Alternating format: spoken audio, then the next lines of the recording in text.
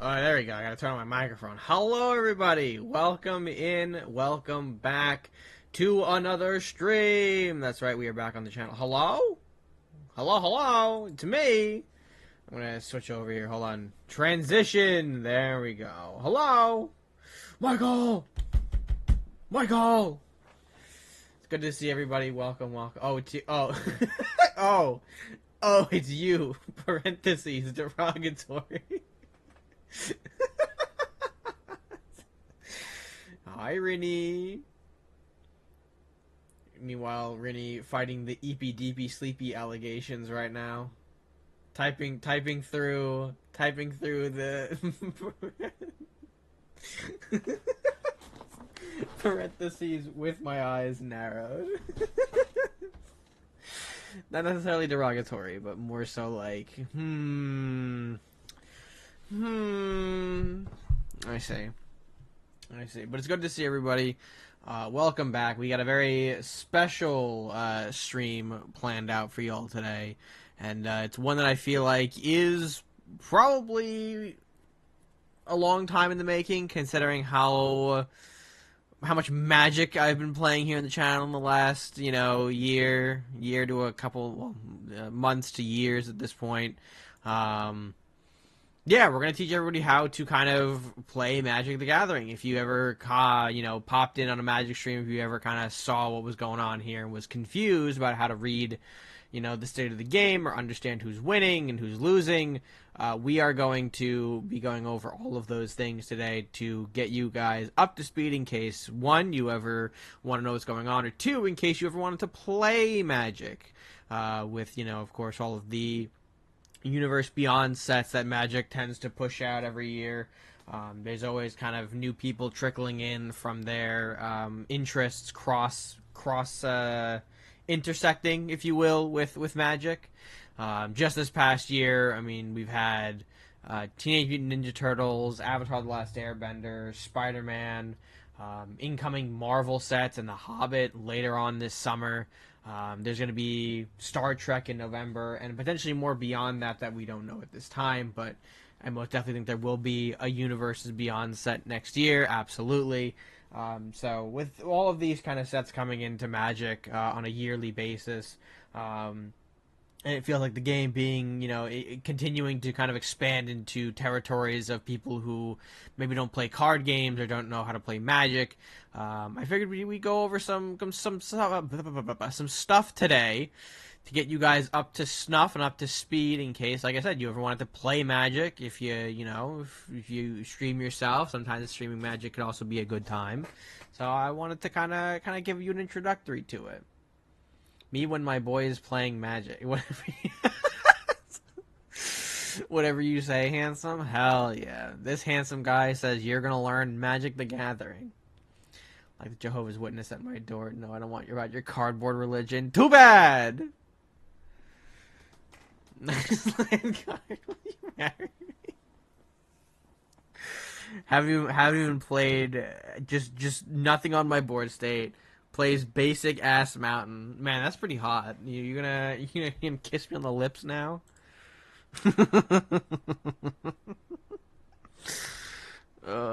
Yep, that's the whole idea. That's what we are kind of here to do. I wonder if I should be putting on some.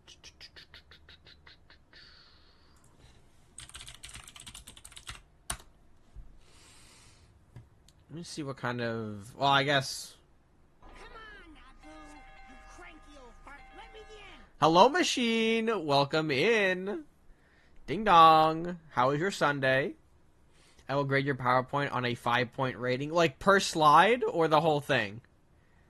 How do I earn points? How do I earn points?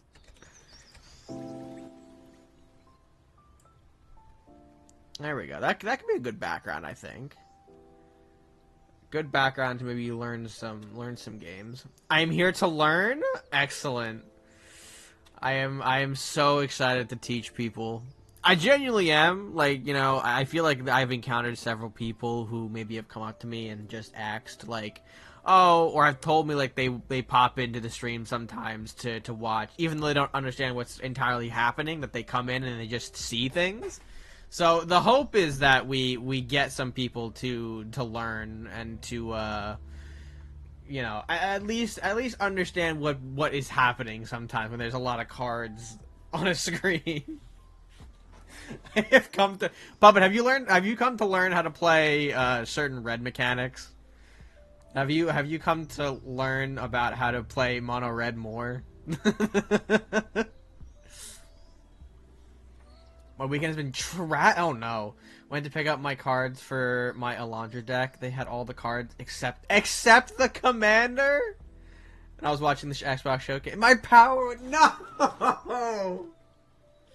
Can't get your commander. Can't see the funny Xbox presentations. This is absolutely tragic. I was coming in from watching Morcus a little bit. Morcus, who's doing a watch along for the Xbox showcase. And I was thoroughly confused by the Halo announcement that was on there. And, the new CEO proclaiming that, she wants to make Xbox the most powerful gaming company by 2030. I mean, alright, I guess we'll see where that goes. Oh boy, happy Xbox.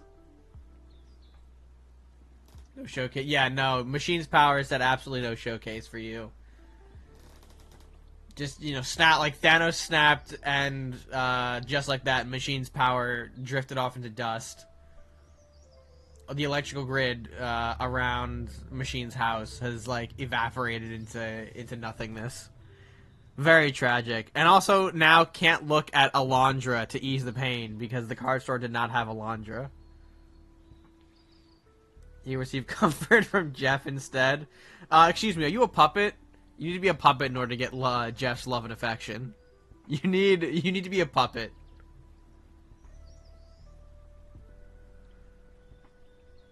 No solids date for State of Decay 3. Damn. Damn. Oh no. No, we have puppet. True, we do have puppet here. Puppet, have you received any unsolicited DMs from Jeff of the game of Summer Game Fest and Game Awards popularity? Have you received any unsettling DMs?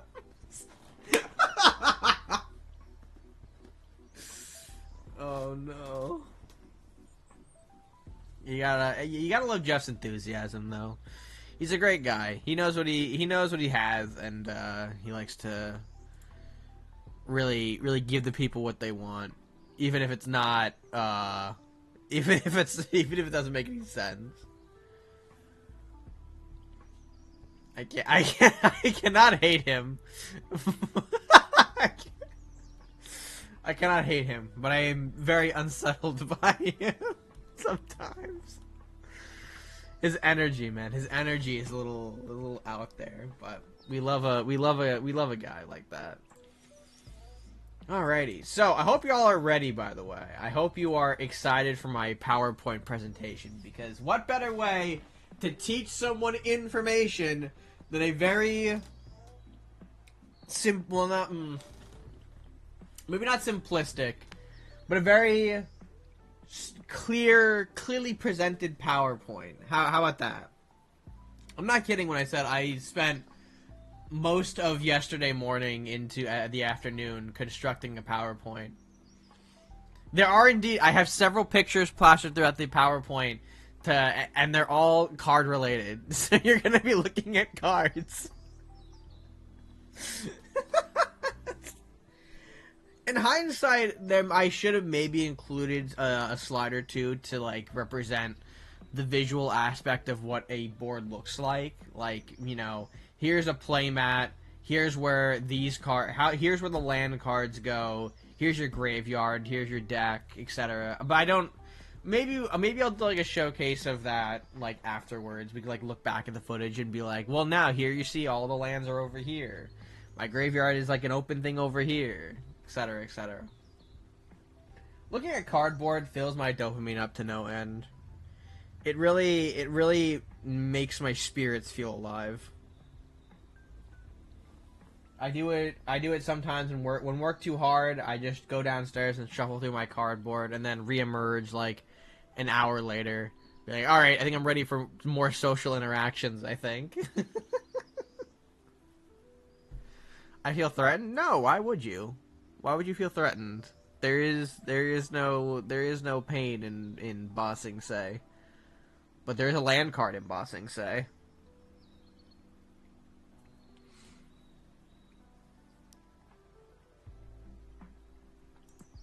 Alright, let me see. If I get this up, minimize this. Okay, perfect. Do not disappear into the mist. You're gonna miss my opening slide. Where's my... Alright, here it is. This it? Yeah, this is it. Welcome. Oh, hold on. The chat's a little. We tried to do the best we can with chat on screen.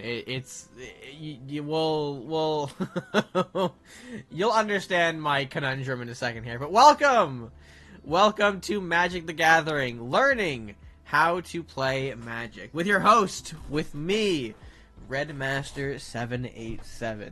Today we're going to be going over all of the sort of inner workings, the bits and bops of Magic the Gathering, for those of you who maybe never have played the game before and wish to learn, wish to understand clearly, or have a more deeper insight into this funny game that we play here on the channel quite often. We'll be going over the basics of, various card types, how to play, how to set up games, some elements of different formats of the game, because Magic can be played in more ways than one, And, there'll be live questions throughout if you guys have anything that you want to ask me during the presentation. Do not hesitate. Feel free. I'll be taking questions during the slides themselves. And at the ending, I'll have a dedicated section for questions in case maybe people come in later, miss out on certain portions of it, all of that good stuff. Hey, I know this default... Why would you call me out on using a default design template that I thought looked good for this very occasion? How dare you call my ass out? Yes, it is a default. What do you want me to do? Throw a background of shirtless Garrick on the screen? I'm not calling you out, I just know him? Okay, good. I thought you were setting that up as like a point deduction system. Like, oh, uses basic design template format, minus 2 points or something like that. I don't know. I was a little worried. I was a little concerned, so to speak. But let's go ahead and get into the PowerPoint, shall we? There is a lot to discuss. Oh! You've opened a card library, and I don't know what it is, because I don't have the card openings on this. I don't have the pack pulls on this specific scene. Thank you for the tier 1. 29 months. Holy. Thank you so much, librarian. Welcome in. It's good to see you. Good to see you laughing maniacally. I assume that means work is going very well today. That's what my professor does.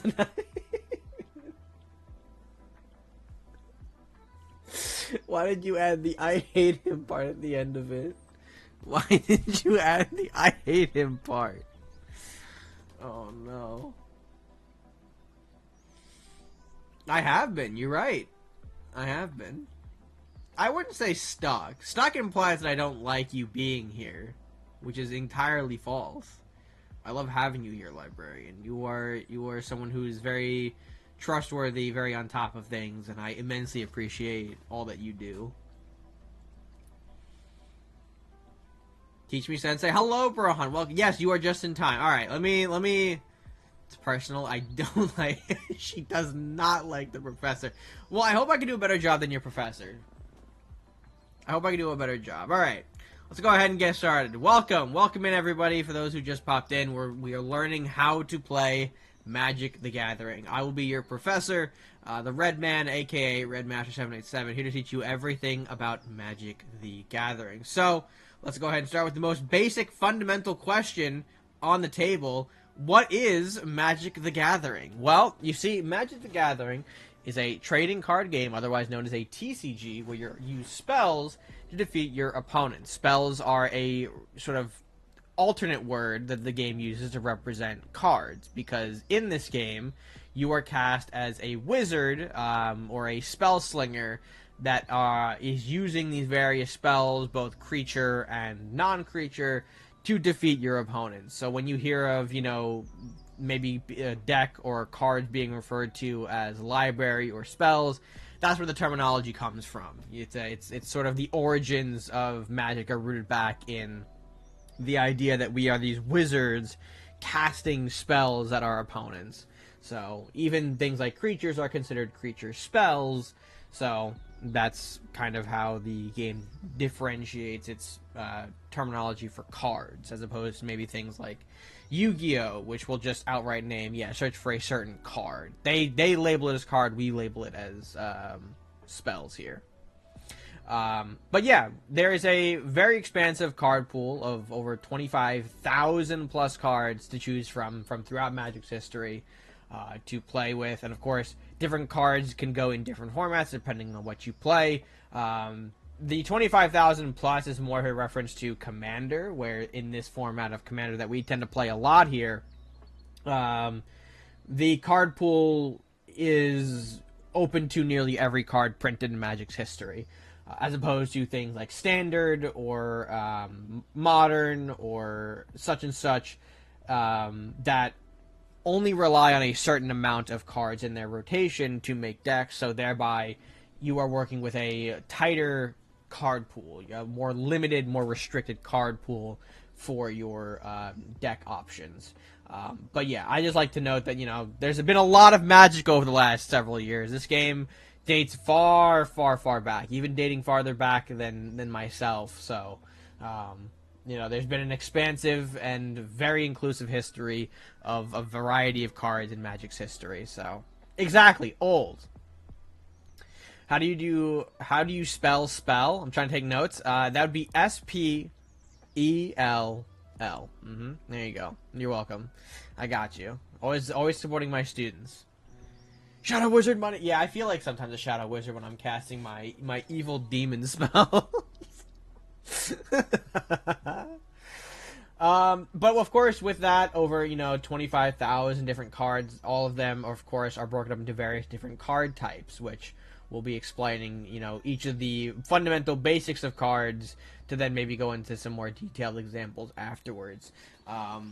There have been many different types of cards, some of which I don't think I actually have on here. I just realized I don't think I have battles explained, but battles are such a rare mechanic. Regardless, we'll go over the ones you're more likely to see when you play Magic the Gathering. We'll be doing that. You have a problematic dynamic now. I'm not into this roleplay. What do you mean you're not? Who says I'm role playing? What roleplay is Professor Student roleplay?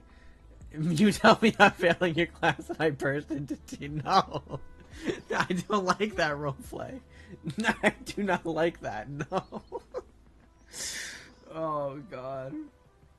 But yes, this is the very basic definition of what Magic the Gathering is. A card game where you use spells to defeat your opponent with a variety of cards to choose from for your own various decks. Hello, Magnus. It's good to see you. Welcome in. Welcome, welcome. Happy belated birthday. You have recently become older, have recently aged. Congratulations on aging.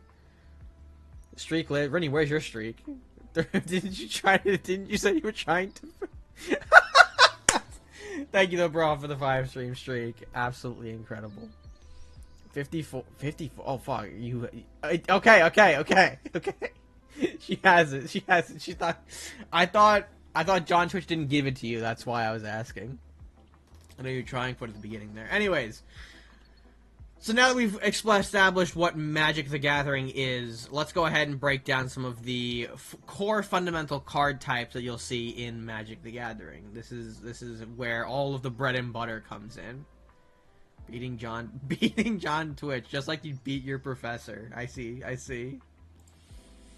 Alright, let's start off with the most crucial element of Magic the Gathering that any deck needs, and that is the land card. That's right, we're starting at the very beginning, baby.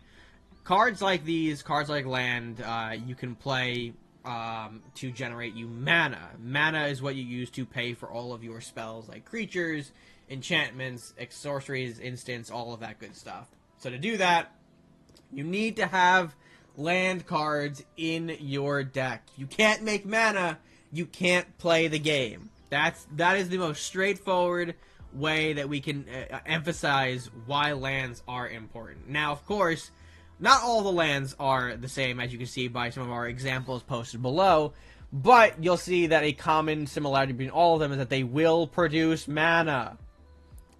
Teach me your ways, Magic Man. Indeed, Sleepy. Welcome in.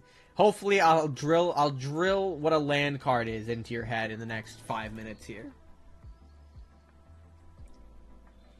He says no because I don't have enough mana for that move. Exactly. If you try to cast a spell and you don't have enough mana, you are committing an illegal play. And that means you are cheating. So, what makes land cards different, though? What makes some of them special? Because as you can see here, we've got some examples about various different land cards. So, Red, what makes these lands different from one another? How do they interact, and why should I use some of them over others? Well, as you can see, the most basic form of land card will be the one to your left, this thing called a mountain. You see that little symbol there on the bottom, indicating that it will produce red mana. It will tap, or you could, i.e., turn it sideways, in order to produce a mana, a red mana, that you keep into your mana pool or your available, resources that you could spend to then cast a spell. So, in order to establish all of that, you need to be playing this card. Now, of course, there are 5 different colors to the game. Red mana, green mana, black mana, white mana, and blue mana. Each of them are, part of their own, I guess, subsection would be a good... How do I describe the colors is my... I hear red is the worst color. What the fuck? That's incorrect. What do you mean red is the worst color?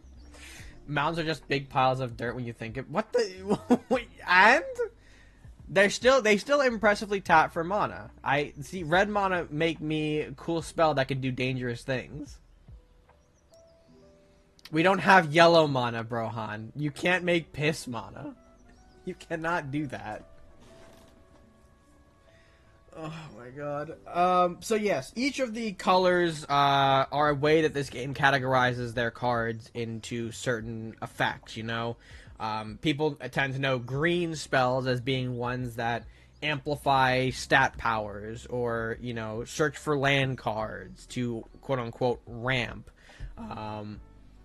Blue spells are used for very interactive stuff that is, the famous counter spell.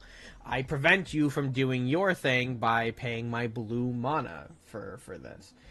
So on and so forth. The color pie is a very core foundational part of this game, but that comes more into play when you think about deck building. So we're not going to touch that at this current time. We'll talk about that later with deck building.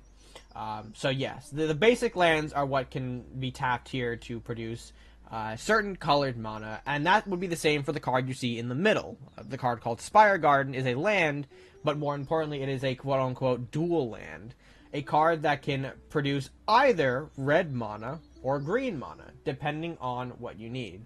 A lot of decks will run these dual color lands in order to make sure they have the right amount of proper colors in their game, in their deck, so that way they don't, say, draw a green card, but realize, oh, I can't play this green spell because I only have red mana to tap. If I have a lot of mountains in play, but I need that green mana, I would need a card like Spire Garden to help fix my colors, or provide me the green mana to then play that green spell, if that makes sense. Guys, you guys can't make piss. I mean, listen, if you want to go piss in a toilet and then, collect the the piss in, a test tube and then shake it around, you can then produce piss mana. It's produced mana? Yeah, mana. Mana? Honestly, it can be done either way. I think I've just grown accustomed to mana because I used to watch a streamer, Mana Michelle, and she would always emphasize the mana part of that name. Sorry I'm late, teacher. Can I copy someone's notes? Brohan, take out your notes and give them to Dan. Is that a New York? I'm gonna attack you.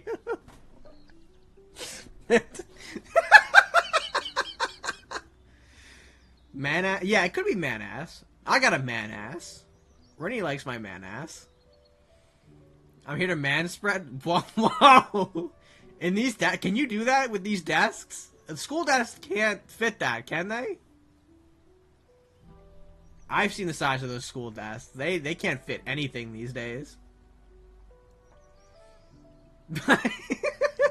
Don't bite my man-ass. Oh, alright, but we talked about the dual lands here. Now you might be saying, Red, what the hell is that other one to the very right? What is this card called Conduit Pylons doing here? Well, my friend, it is a example to emphasize the fact that land cards can do maybe more than just produce mana. They can also help fuel the synergies happening within your deck. There might be some things your deck does that require some maybe extra steps or extra interactions that some lands can actually provide you. For example here, Conduit Pylons, when it enters the battlefield, you get to Surveil 1. Surveil is a mechanic where you get to look at the top card of your deck, and you could decide whether or not to keep it on top of your deck to maybe draw it in a future turn, or send it to the graveyard in order to maybe have it there for maybe you don't want to draw that card, so you put it in the graveyard because you don't need it. Or maybe the card does better in your graveyard. Maybe it does something or can reactivate from the graveyard, so you want it in there instead. Regardless, it is a sort of tool that decks can employ to maybe get some extra utility out of them. Things like surveilling, scrying, things to give your creatures certain abilities, like Daily Bugle can give your creatures menace. A variety of lands provides some extra backup, which can be very useful for certain decks, and especially useful in a format where maybe you're allowed to only run one of each card, including these cards like Spire Garden. If I can only have one copy of it, how do I fill out the rest of my lands so that way I'm not just stuck drawing, a lot more basic mountains that can only provide me one source of mana? Well, you do Conduit Pylons, a land that can not only do some things, but also can add a mana of any color. You see there at the bottom of your screen, or the bottom of the card, you could add a colorless mana, or you could pay one additional mana, tap this land, and you will produce one mana of any color. We call that mana filtering. We turn a color that we don't need into a color that maybe we do. So this mountain, I can filter into the Conduit Pylons to produce green mana. And not every deck tends to run filter lands. People think that the filter lands maybe are a bit too expensive, People want to maybe just have the mana up front rather than paying mana to just make one of another color. So on and so forth. Said differently in the same sentence, lock in. I'm trying. I'm scared of presenting in front of people. Who knows, chat? I might be scared and shaking as I'm doing this. I need your help with something soon. What do you need help with? You can text it to me if you need it, Rennie. I'm not a person? What are you then? A streamer? Ugh.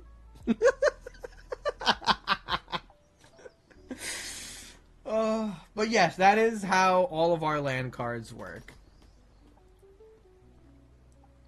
Ah, right, fit. I forgot. I sometimes I forget you have the fins on your head to thereby make you a fish. Fee. So does anyone have any questions about land cards? I think that covers all of our basis.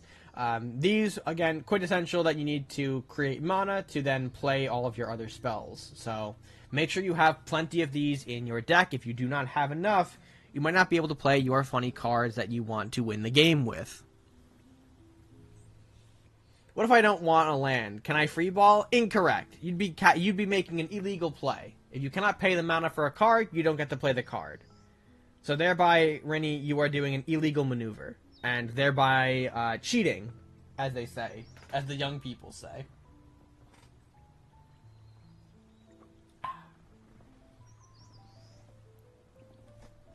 Can I just freeball? No, why do you all just want to freeball? You can't just freeball. That's considered cheat. You can't just show up, play all of your cards, and expect to win without, going through the fundamental rules of the game. That's cheating. As Chugi said, we would get a judge to come over and beat your ass. Well, okay, but it looks like we're all set on the land cards. It looks like everyone knows how a land card operates, which is good. So now we'll get into our next type, the cards that begin to be played with this mana that we made. Ready? All right. Our next topic, creature cards. That's right. One of the heart and soul pieces of this game is the creature spells. These are the cards that you get to play that will be able to be sent at your opponents. This is how you can deal damage to your opponents to drain their life and win the game. Noticeable, you can tell a card is a creature card by the stat line, or the quote-unquote power and toughness they have in the bottom right corner. You see the 4/5 on that dragon, or that 3/3 on the Ortheon. That's how you know these cards are creatures, as opposed to things like sorceries, enchantments that just don't have any stat lines because they don't stick around on the wall. We'll get there. Typically, all of these creatures will tend to have some keywords and abilities that will swing the game in your favor. Things like Ortheon making tokens, or Nerev being able to have creatures deal double damage. Things like that are what you want to play to help get the game moving in your favor. These might provide you your win condition. These might try to kill your opponents in some type of way so you can walk away the victor. There are a variety of different keywords and abilities that these creatures tend to have. Things like flying, death touch, and lifelink. Later on, we'll be popping over to the keyword glossary, which I've linked below here. If you go to the actual Wizards.com keyword glossary, there is a there is a table of content that just gives you all of the important card text that are shared between cards. Things like flying, death touch, lifelink, vigilance, all of these keywords that have some kind of effect on the battlefield. We'll be getting this PowerPoint after. I can share it with y'all if you want. I didn't have plans to send it out anywhere specific, but if you would like, I can link you this PowerPoint. Absolutely. I could also just give you the link. One of my professors doesn't send me a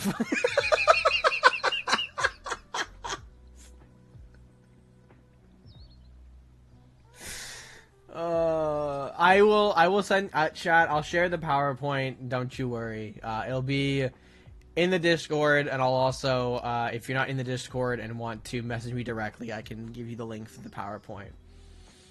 Why would I shove the PowerPoint up my butt? It doesn't fit up there. It doesn't fit up there very well.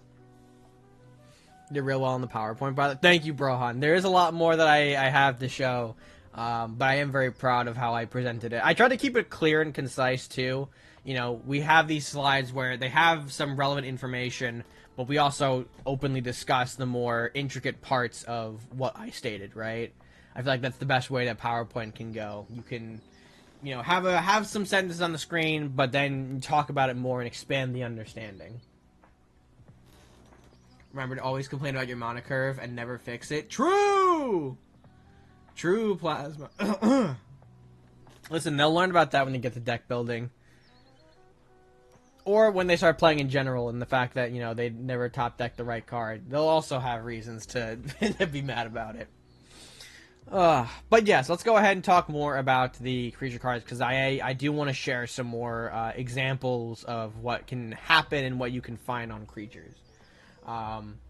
Because as you can see here, there are a couple of words on this that might need some more explanations here. So as you can see, we'll start with the top of the card here, the title of the card, the name of the card. So Orthion, Hero of Lavabrink, Nerev, Heart of the Storm. Those are the names of the creatures. That is what you can call them to identify them. That's how they are different from each other. It's like, you know, I call you Rinny, I call you Dan, I call you Brohan, I call you Chugi. It's the name of the card. We all got a name. We all got a name. Thank you, Tony. Thank you for the praise on the PowerPoint. So that is the name. Next to it is their mana cost. So as you can see, Orthion has the 3 and a red. Nerev has 1 red, white, and a black. That is the associated mana that you need to be able to summon the creature. So, for example, here, Orthion requires 3 mana of any color. So it could be maybe, say, green, blue, white, or black. It's just 3 of any color. But it must also have a red source of mana. Sometimes I see people get confused a lot of the time because they'll assume number 3 is, oh, I need 3 pips of red mana to play this card. No. You need 3 mana of any color plus that 1 additional pip of red specific mana to play Orthion. It's not a number of all the colored mana, it is the total amount of mana that you need to play a card. So, like the example for Nerev down here, you would need 1 mana of any color. Could be green, blue, black, red, or green. But you'll also specifically need 1 red mana, 1 white mana, and 1 black mana, blah, blah, blah, blah, in order to have the fulfillments to summon the creature. 4 total pips of mana. And then following that, you'll see the text just underneath the artwork. Things like legendary creature, human soldier, or legendary creature, spirit dragon.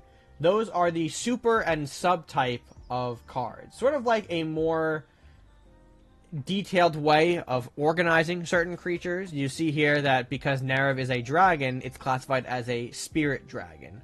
Because Orthion is a human, he's classified as a human soldier. Now, sometimes it's very hard to distinguish, like what makes this guy a human soldier as opposed to just a human, or things like what makes this guy a spirit dragon as opposed to just a dragon.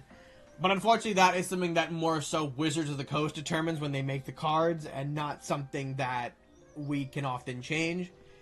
There are sometimes erratas to cards, meaning that there are changes to cards that will reclassify or reorganize certain creatures into new types. I.e., one of the more recent changes was that a certain level of creatures called Vishanu became lizards in order to fuel the lizard strategy back in Bloomburrow, I think 2 years ago? A year or two ago, when Bloomburrow came out. So they can be changed. They can be, as they say, errataed to have different subtypes, but they typically tend to have a coherent super type, which is that creature portion, to indicate that this card is a creature card, and then a subtype, human soldier or spirit dragon. Those tend to allow for more synergies to happen between the cards. If a card says, oh, I give all of my dragons a +1/+1 boost, that means Nerev, when he comes onto the board, becomes a 5/6 rather than a 4/5. But Orthion is not a dragon, so he doesn't get that stat.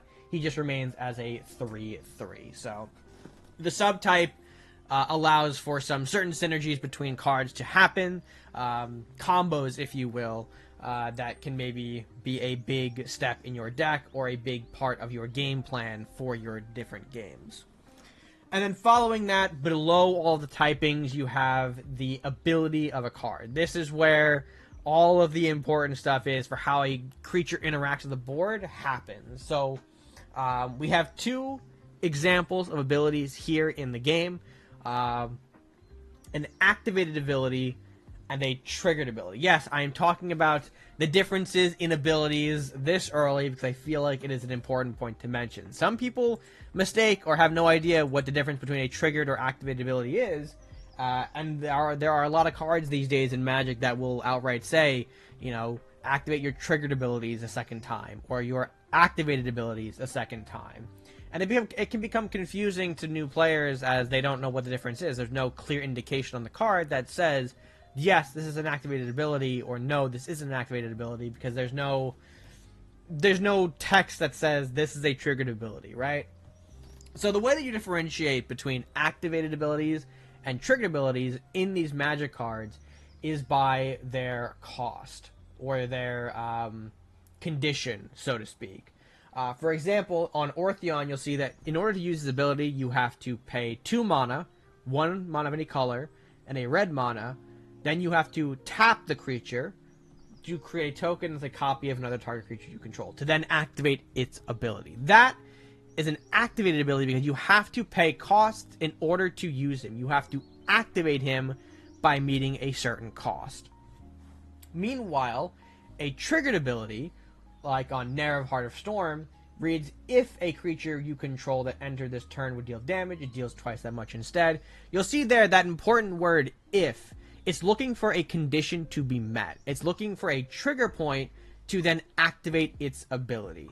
So in trigger abilities, you're looking for a condition like a when, an if, a where. You're looking for that to take place, versus an activated, which you can activate at your own leisure if you can pay the cost. If I pay cost, I get activated ability. If I don't pay cost and need something to happen, I have a triggered ability. I think that explains it. But let me know if anybody has a question on that while I take a drink.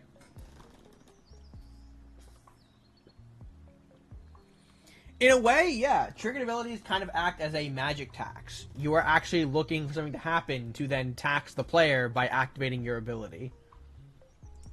Famously, cards like Rhystic Study or Smothering Tide require you to look for when opponents perform certain actions, and thereby they are triggering your cards. Can't believe we drove him to drink. No, well, I'm drinking water, so that way I still remain sober in my lectures. Famously, do not drink alcohol, so it's fine, Shugi. I will not impair your learning by my consumption of dangerous liquids. Heading out for a little bit. I'll be back later. Sounds good, Brohan. We'll still have this up. And for anyone who, of course, misses any certain sections of this, do not worry. We'll have the VOD up right away on this channel, and I'm hoping to get it pushed out to YouTube some point next week as well. So we'll always have this around to teach people with.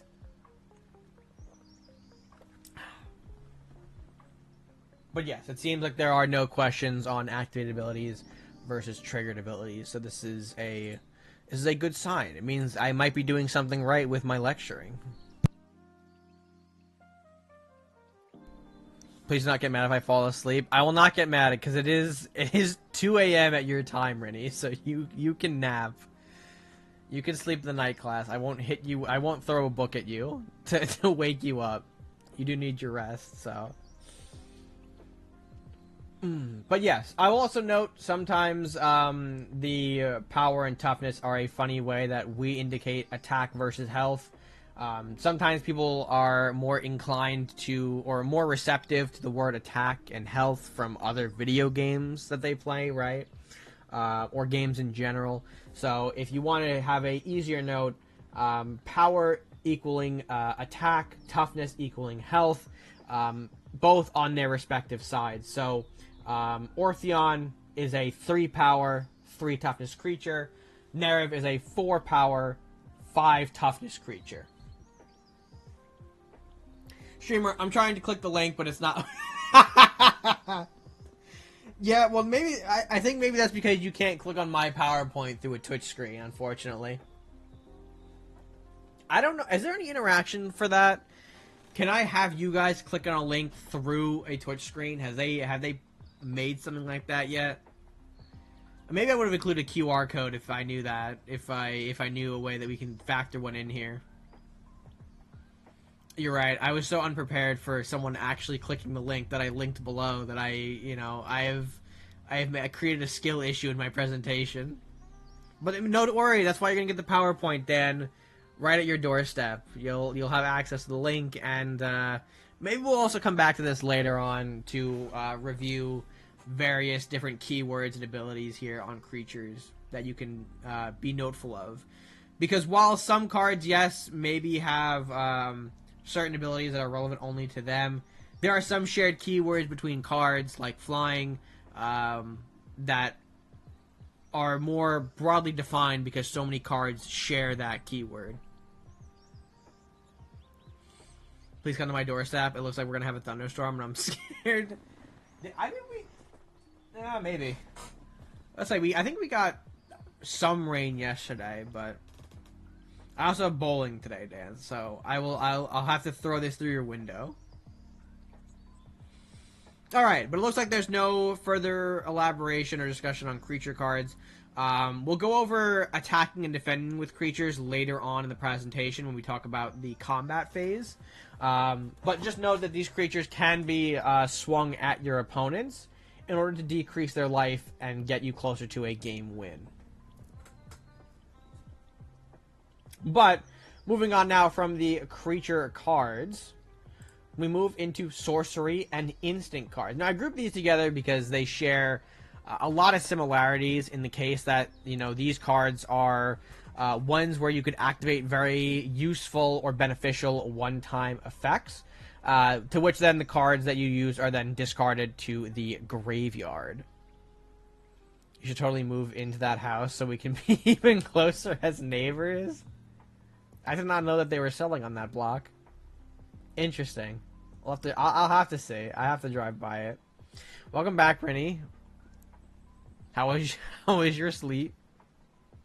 But anyways, here, let's go and talk about sorcery versus instant cards here. Now we have some examples of these certain cards here on the screen, and we'll kind of go over sort of each of them individually so we can learn more differences between sorcery and instant. Because at the foundational level, both of these cards, sorceries and instant cards, are cards you activate for a one-time effect and then get discarded to the graveyard. That is their basis. However, there are some differences between these various instant and sorceries that need to be discussed and talked about in case you run into any of them or want to play any of them. So first, of course, we're going to talk about the sorcery cards. Now, sorceries are cards that you could only cast during your main phase. They have a timing restriction to which they can only be played in a certain window of the game during your main phase. Say like, for example, if I am not on my turn, if I have this card called Shared Roots in my hand, I can't play it even if I have the mana cost because it is not my turn. It is someone else's turn, and sorceries don't get to be played on an opponent's turn. However, the instant cards are the sort of way to get around that. These are also powerful one-time effects that can be played instantly, including during your opponent's turn. You do not have to be in your main phase to be playing these cards. For example, typically what some people like to do is they maybe like to pass on turn 2 and then play a card like Rampant Growth. Or actually, no, is Rampant Growth? No. Is Rampant Growth the instant one? Oh, shit. Now even I don't know. Even I need a reminder, chat, sometimes about how Rampant Growth works. But my point being, some people will hold up mana in the early game in order to... No, Rampant Growth is a sorcery. What's the one that casts at instant speed that people can ramp into? It's not Cultivate. Is it Kodama's Reach? There's no way. God, what is the green instant ramper? It's not even Kodama's Reach either. What am I thinking of? I don't remember. Regardless, sorceries can only be played during your turn, and instants are going to be what you can play on your opponent's turn. So, some people like to hold up their mana in their turn because they have an instant card that they can maybe use to react to an opponent's turn, or just play at the beginning of their next turn, before their next turn, because it's maybe more beneficial to have that set up when your opponent is maybe caught off guard. The instants showcase sort of a reactability that this game has that I find really fun. Being able to respond or activate certain cards during your opponent's turn can be very funny and also very off-putting. You know, very sort of like, oh, I'm going to catch you off guard by playing this Corrupted Conviction, so to speak. Yes, Kojima's Reach. Kojima is reaching out for these cards, is what I like to think, maybe. I don't know. Okay, so we talked about the differences, the main difference between sorcery and instant here. So what are some of these other cards that are on the screen, though? Because I have Corrupted Conviction and Origin of Metal Bending as my cards of instant example for a reason. There are some sorcery and some instant cards that not only require you to pay the mana, but also require an additional cost to be paid in order to activate the ability. Much like on Corrupted Conviction, if you read here below, as additional cost to cast a spell, you must sacrifice a creature, meaning you must remove a creature from your side of the battlefield and put it into the graveyard. Then you will get to activate the ability of drawing 2 cards. It's the payoff, it's the sort of counterbalance to having this card be only a 1 mana costing instant speed and being able to draw you 2 cards, getting yourself a pretty good new set of resources. There's a other cost that needs to be paid in order to facilitate that. And there are a lot of other instants and sorceries that might have similar restrictions or rulings on them that you must pay before activating the ability of a card. Now do note, too, if a card is still countered, like Corrupted Conviction here, maybe is counterspelled here, I still have to pay the cost in order to attempt the summon. So that's why sometimes counterspells can be very brutal in more ways than one. If they can catch you with a card that maybe has a sacrifice in the cost, you now have lost the creature, lost the spell, and have gained nothing from it. Very devastating three-pronged attack on your essence in that one moment.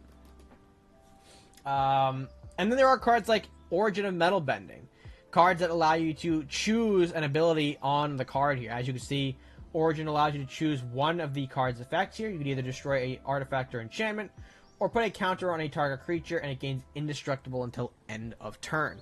There are a variety of cards, both sorcery and instant, that have a sort of choice in the matter. Maybe you'll be allowed to choose 2, maybe you're allowed to choose just 1, but there always is a sort of condition to make a choice. Which is useful because you can also throw this card in for maybe multiple reasons. Maybe I want to be able to have an answer to someone's scary enchantment. But if no one plays an enchantment, I can still use Origin of Metal Bending to pump my own creatures or give it indestructible until the turn. There's a sort of like two-pronged way of thinking as to why you play a card like this. It could be a good way to have an answer for what someone else is doing, but it could also fuel your own game plan if you realize that you're in a game where, alright, there's not a lot of artifacts or enchantments being played here, so I'm never going to get to really destroy anything here. So why not go ahead and use this other ability to make my gameplay or further my own game plan. That's why you would choose to play a card like this. And of course, there are a variety, like I said, of both sorcery and instant that have this choice attached to them. So, you know, feel free to experiment in your deck building with cards like these. I do find that they are very useful to have as a way to present yourself with multiple options in a game. You don't want to just limit yourself based on, you know, certain cards for certain conditions sometimes. Sometimes it's cool to have additional gameplay choices for varied gameplay and spice of life, as they say. But that is, of course, the very simplistic explanation of the sorcery and instant cards. Again, any questions with these, perhaps? I like spice too. Spice is a great variety of flavor. I love varying gameplay. Hell yeah, you do. And that's why I think I love card games so much too. Sometimes it's not just the same puzzle being put together. Sometimes games require you to think a little bit differently. And it's a new experience every time. Some being harder to play through than others, but again, a more trial by fire than you learn type of deal.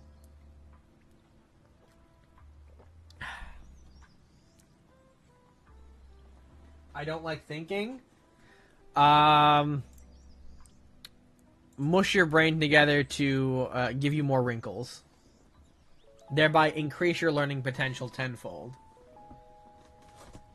Your thinking potential go up immensely. You're welcome. But yes, it looks like there's no further questions on sorceries or instant cards, which is good.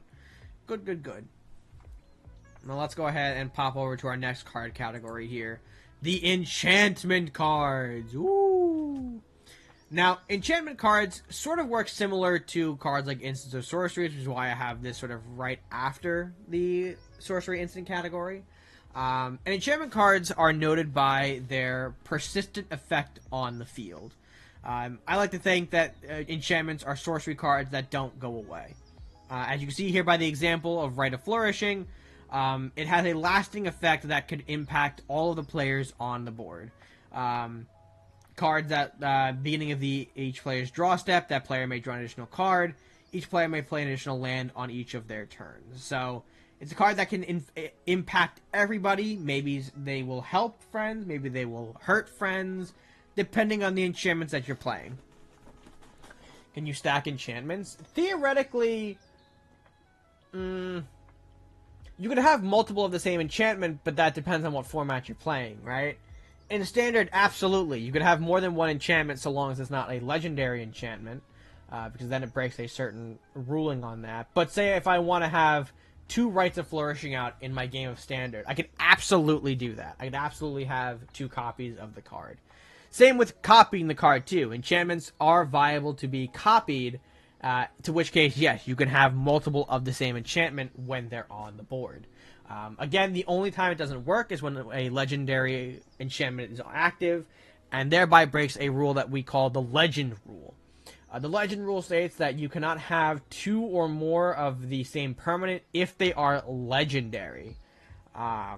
So say if I make a copy of that Nerev that we saw back there, I can't keep both of them on the board because it breaks the Legend Rule. They're both legendary creatures, so I have to sacrifice one. Unfortunately for you, I am a Skyrim player. I have like 20 enchantments on my build right now, so I bring that everywhere. So then you'd be a very enchantment-heavy player, Rennie. Is that what you're saying? You'd find familiarity in an enchantment-based deck? And yes, like I said, enchantments are also cards that really do not go away after they are played. So unlike a card like an instant or a sorcery, like Shared Roots that we saw, or the Corrupted Conviction that we saw previously, the Rite of Flourishing will stay on the board until it is answered, until there's a card played that specifically destroys that enchantment somehow. And there are also some enchantments that can attach to creatures to either grant them blessings or curses. These are called auras. How does an aura work on a Theros god when it isn't a god anymore? Well, that is a good question here. Let me go ahead and backtrack on what an aura is, and then we'll look at that specific example because I feel like that might be relevant to discuss here. So, an aura card is an enchantment that will actually attach to a creature to grant them, like I said, some kind of debuff or buff depending on what you're playing. There are cards that are curses. They're still auras, but we call them curses because they're inflicting a negative ability onto a creature that you don't control, right? If I want to maybe say inflict a -1/-1 onto a creature permanently and I have an aura to do so, I can give that aura to an opponent's creature and make them a smaller creature, so to speak. Same thing is true actually with other auras. Like you could enchant just any creature. Say I want to put this Azban rune mark on a creature one of my opponents control in a Magic game because maybe it helps us defeat a problematic player at the table. I can absolutely do that. I can attach an aura to a card maybe I don't control, or a creature I don't control, unless specifically stated this must go on a creature you control. That's, again, why reading the card explains the card very much so. However, when an aura is attached to a creature and that creature perishes, so too does the enchantment. The enchantment does not really jump around to other cards unless otherwise specified. Some cards do break that rule, I think. But typically, auras will go to the graveyard when a creature that is attached to also dies, maybe in combat, gets removed. It will also take the aura with it, and thereby you cannot use it again. Which actually comes up to the question here that our friend here has provided. How does an aura work on a god when it isn't a god anymore? It should still be attached to the creature, but perhaps maybe won't activate the ability of said creature, right? Like, it still stays on the permanent because you've attached it when it was a creature. But, I mean, if it's not a creature, it maybe isn't getting the immediate benefits of that aura, right? Maybe because it's not a creature, it's not getting this +2/+2. Or it's not giving it vigilance because it's not a creature. Is that something I haven't really actually encountered myself, to be quite honest here, because I feel like the Theros gods I don't encounter in my pods typically. I've seen a couple of them, but typically we are also pods that aren't focused around putting auras and such on creatures. But that maybe is a good point to think about too, because now with the latest Silverquill precon that came out, focusing all about this aura enchantment-based strategy, they very well could come up. It very well could be discussed. If you're running that kind of strategy and want to attach a curse onto a Theros god, it could have some profound impact, or maybe not at all, depending on if the creature isn't a god or isn't a creature anymore, right? Good night, Rennie. Sleep well. Thank you for being here. Have a great rest of your night. Sleep well. But in that case, I would say that if the god isn't a creature anymore, it sort of loses that benefit of being a creature and thereby, doesn't get the effect, right? But I maybe elaborate on that. Maybe we can find a ruling on that later to specifically give that example here. Because, again, it's an interaction that I've never come across. But to my understanding of the card text, I do not think it receives any of the benefits because it is no longer considered a creature, right? It no longer gets the +2/+2, or it no longer has vigilance. In this example, because, well, if you're not a creature, then why are you gaining it here? How is the gain happening? Even though you still are enchanted to the permanent, you're attached to the creature. If it's not a creature, then you can't attach it to it. I think that would be the same thing too with even putting the card on the Theros God in the first place. It needs to have that creature typing in order to fit the description of, oh, I can enchant a creature because now this card, this permanent, is a creature. If that makes sense. What else did I talk about with the enchantments? Because I think that, I mean, enchantments, again, pretty straightforward in terms of cards that stick around that will have a persistent effect on the game state. Sagas are indeed enchantments too, absolutely.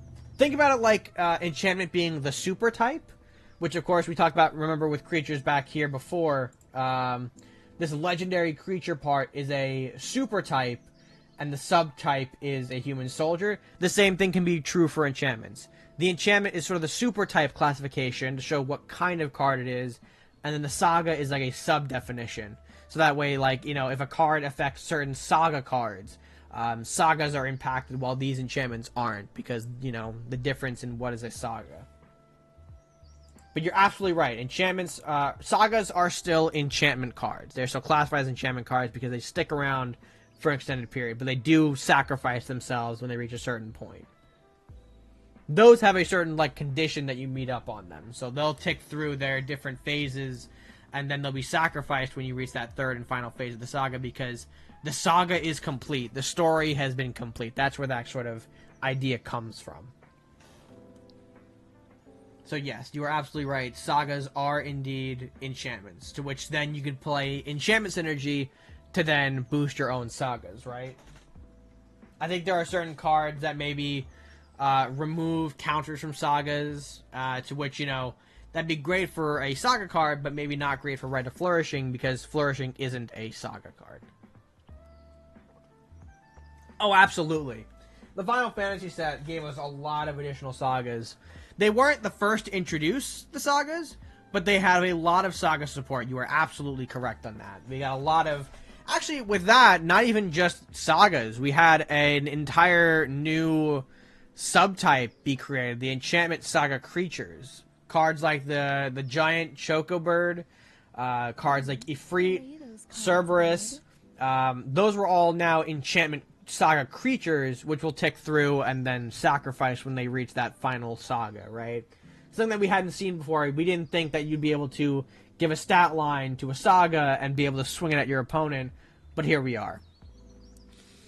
Also, Judd, welcome, man. Thank you for the follow. Thank you. I sincerely appreciate it. Welcome to this magic lecture. I hope you are observing what you can, liking what you're seeing, maybe. And like I said, folks, don't be afraid to ask questions throughout this PowerPoint. We are here to educate. We are here to inform. All questions are, in fact, useful to help maybe others learn as well. But that is the basics along enchantments. Does anyone have any further questions on how enchantments work?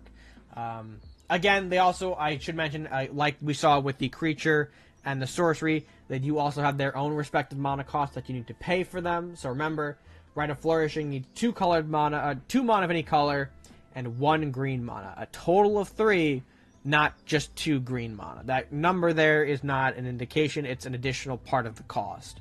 2 mana of any color, plus a green mana. Correct. Rooms are also enchantments. Duskmourn was a great piece of enchantment synergy. A lot of things came out of that to further enchantments. Rooms play a little bit interestingly, though, because they come with 2 sides, right? Rooms come with different costs associated to their different sides.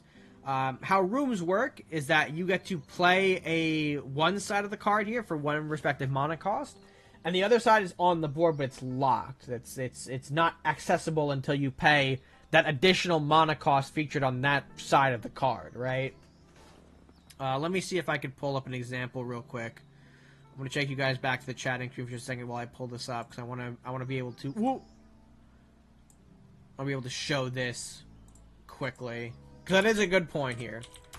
Again, rooms are a more specific example of an enchantment. They are a subtype of enchantment, but they do operate in a bit of a more interesting way than others. Let me go ahead here, grab an easy example. Here we go. Swing back over here.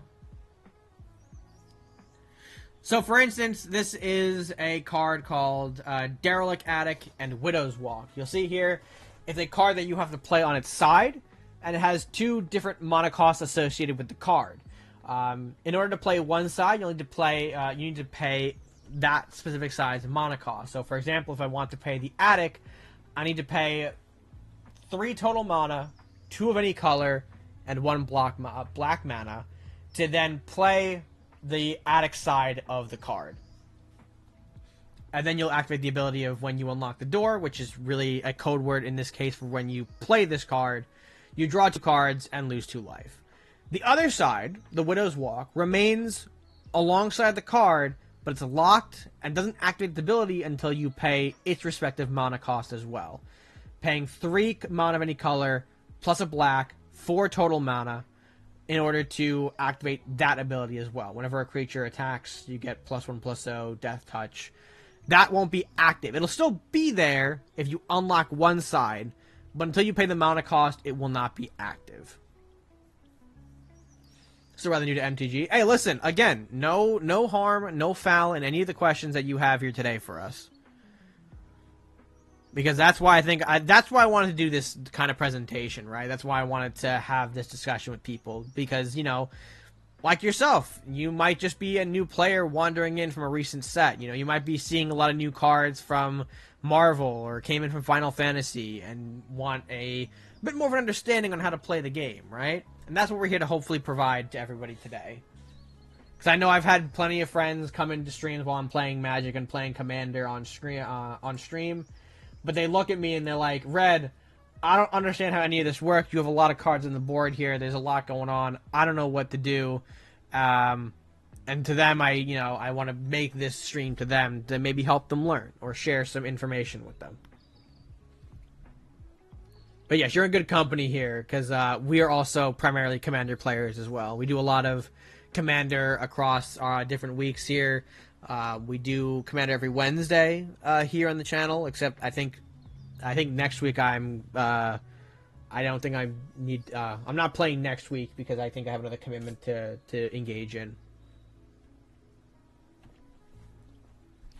But yes, we do have regular Commander games here as well, so that way, you know, if you're interested in the game or want to see more of it, you can absolutely pop by here to maybe have some fun with us as well. Who knows? I provided with so much. That means a lot. That means I feel like I'm doing something right, and I sincerely appreciate that. Thank you, Puffet. Thank you. And like I said, to those maybe who are watching that want to share their insights as well, or want to provide any sort of other knowledge, feel free to incorporate your thoughts into this as well.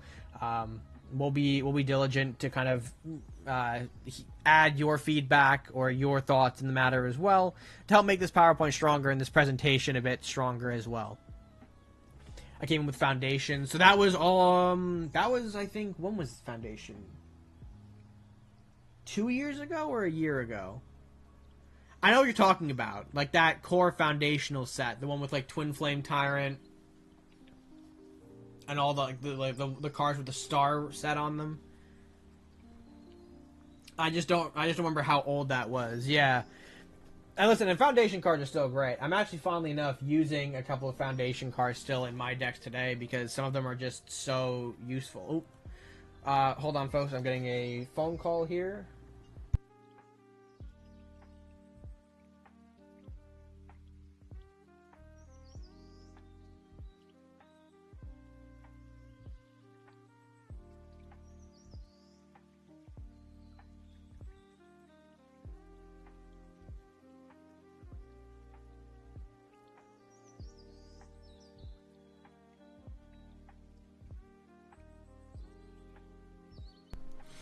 Sorry, folks. Also, welcome in, Jay. Good to see you. I just had to take a call about dinner plans for this evening.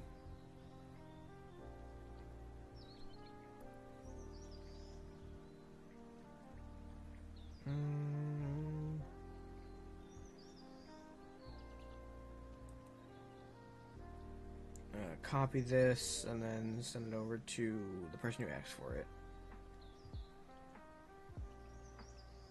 There we go. Okay. All right. Let me switch back over to the PowerPoint screen so we can continue. Apologies for slight delay. So yeah, those were enchantments. Anyone have any additional questions about enchantments? We've covered the auras, we've covered rooms, sagas, enchantments, the cost associated with them, how they stay on the board here, how they can attach to things. Anything else that anyone has for us while I take another drink? I feel like my question point now has become whenever there's a question period, take a drink, and if there's no questions, I get to move on. I think that's how I've been handling this PowerPoint so far. I don't know if that's bad or good, but I mean, who knows? Maybe I'm just providing a hell of a good explanation. I don't know.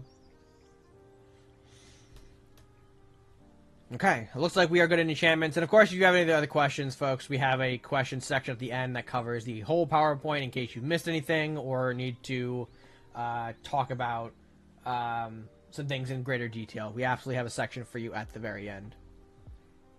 No questions from me, Teach? Hell yeah, Machine. I'm doing something good. All right. And our next category of cards are artifact cards. These are I had a bit of an interesting time trying to define these cards, whereas everything else has been such a more easily defined card, but artifacts sit in this weird category of being these, what I found as the best explanation were to be trinkets that grant you additional benefits and boons, if you will.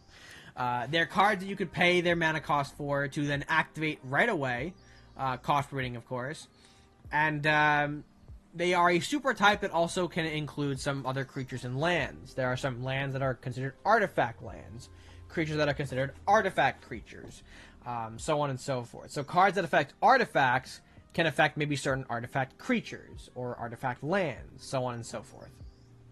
But the reason why artifact cards are useful, why things like maybe if you've watched a Commander game anywhere, you'll see cards like Sol Ring and Arcane Signet in nearly every deck, and you're wondering what makes them so useful. Why do I see them everywhere? It's because those cards allow almost immediate benefit the turn that they are played here. So, for example, if I go ahead and play my second land for turn, I have enough cards to tap and summon the Arcane Signet. I can then use that Arcane Signet immediately to add an additional mana of any color to my mana pool, or my colors in my commander's identity in this case for Arcane Signet. So, say if I'm running Nerev, that dragon we saw all the way back there, I can add either a black mana, a white mana, or a red mana to then perform an additional play I might have. I can maybe play an additional card. The funny combo that turn 1 players fear is that they play a land turn 1, tap that land, play a Sol Ring, and then use that 2 colorless mana to tap and play an Arcane Signet, effectively giving them 4 potential mana on turn 2 for their next turn. Very scary. Very sort of lets them make their bigger plays quicker to maybe give themselves to a victory sooner. That's why people tend to freak out when they see that kind of play there. It's because, oh no, he has, player has more mana to then potentially, kill me sooner, and thereby I lose the game, and I don't want to lose the game. So yes, there are certain cards that, that's why artifacts are very useful. They are sort of they grant immediate benefit. Something that I think we didn't talk about too much with the creature card explanation is that when creatures come into the board, they have a thing called summon sickness to them, meaning they can't attack or use their activated abilities right away. So a card like Orthion, remember, we'll go back here actually in the presentation just to have that visual here. You'll see Orthion has a little symbol on him, that little arrow, indicating I have to tap him in order to use his ability. When he is first played, I do not have that ability to tap him when he's first summoned because he has the thing called Summoning Sickness. Creatures that come into play have Summoning Sickness, but can bypass that with a certain keyword called Haste. We'll go over that a bit later. But the important thing to note here is that artifacts don't have that sort of Summon Sickness rule. They get to bypass that rule, which allows them to have more utility more quickly in most games that they are featured in. So if I say play the Arcane Signet, I can tap it immediately, whereas if I play Orthyon, I cannot tap immediately to perform his cool ability. This guy doesn't know how to play Magic. You're so right, Faye. I'm actually just LARPing as we speak. The whole PowerPoint, you know, the whole PowerPoint was scraped from the internet. You're so right. How are you, Faye? Good to see you, King. So yes, going back to what we were saying before. Arcane artifacts have the sort of immediate benefit. However, do not confuse this with artifact creatures, because creatures still have summoning sickness. If I play an artifact creature, like an example I like to go to is Iron Mirror. Iron Mirror is a 2-mana artifact creature that allows me to tap for red mana. I can tap the creature and add red mana to my mana pool. I can't do that right away because it is still a creature and still comes in with summoning sickness. So if you want to use an artifact right away, remember, it has to just be an artifact. It can't be like an artifact creature or something like that. Thank you, Faye, for the Prime! This guy has never played Magic before. Here are my credentials. Yeah, Faye, do you have credentials that you want to show? Do you have a PhD? Where is your PhD? Why did the sub sound cut off so quickly? Why it do that? Why did the stream break? I have no idea. Maybe because I didn't put it on this certain scene. I did just kind of throw the avatar on here, and I was like, man, he looks funky up there. He looks funky in that position. I've got a D, but the...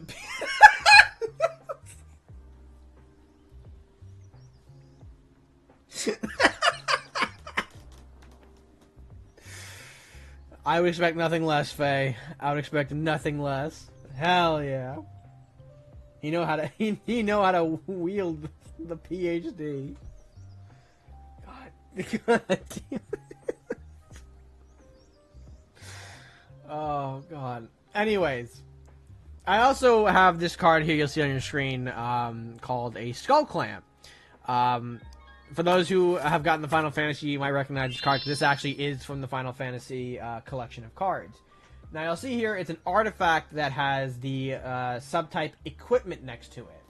This is a subset of artifacts that will attach to creatures. Much like how we saw the auras in enchantments attached to creatures, equipment artifacts can also attach to creatures to provide benefits and advantages, right? So for example here, the Skull Clamp is a artifact that gives a creature +1, -1, so +1 to their power, but -1 to their toughness.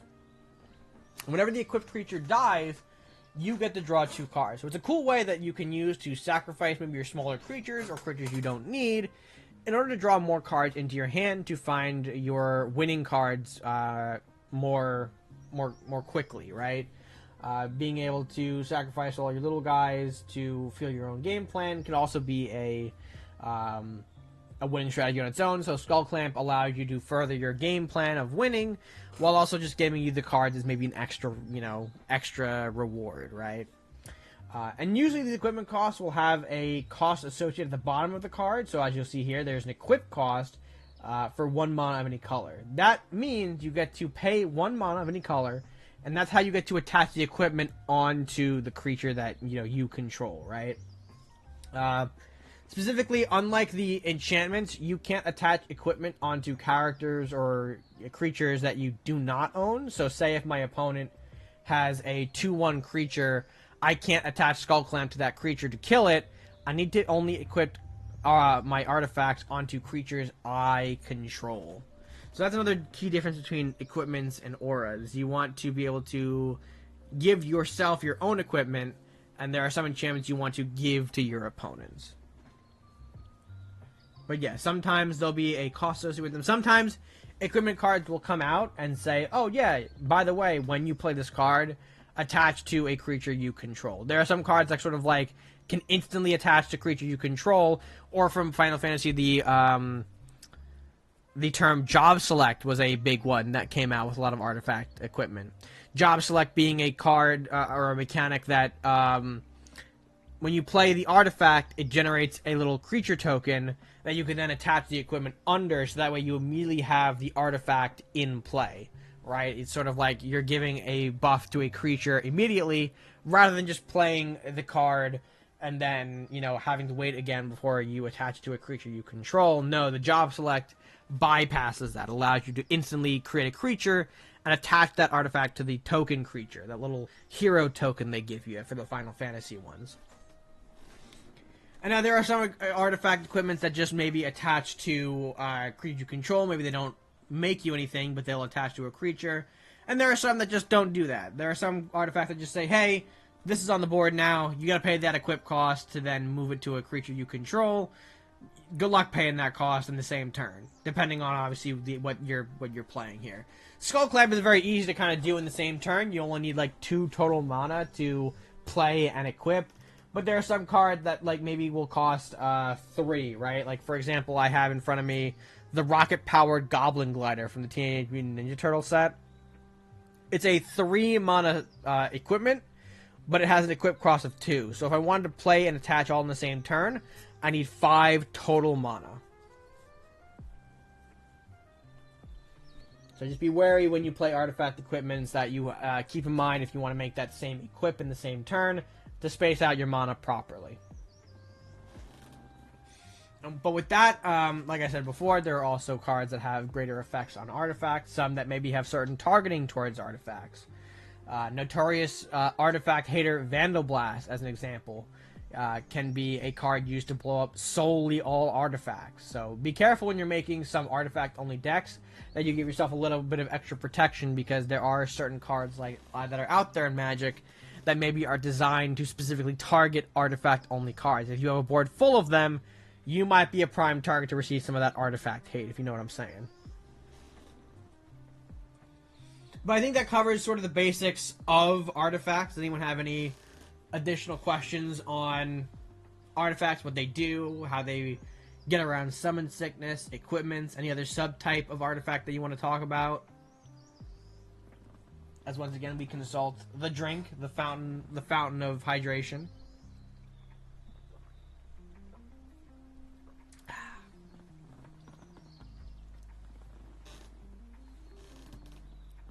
Doesn't look like it. All right, cool, excellent, excellent.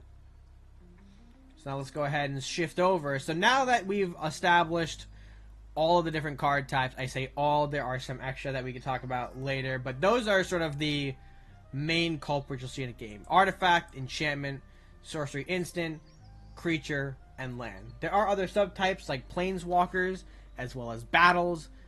Those, of course, are their own category of creatures. Some of that maybe we will come back to at the end of the discussion, because they are rarer to come up in games than the cards that I presented here so far.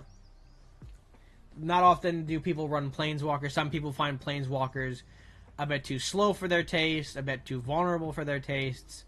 So typically you don't see them a lot in other decks, but they are still prevalent. They are still a card type in Magic the Gathering that should be addressed. I should have probably talked about.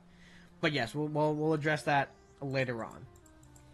Now that we have a basic understanding of at least the core cards, how do you combine all of those different pieces into your cohesive deck?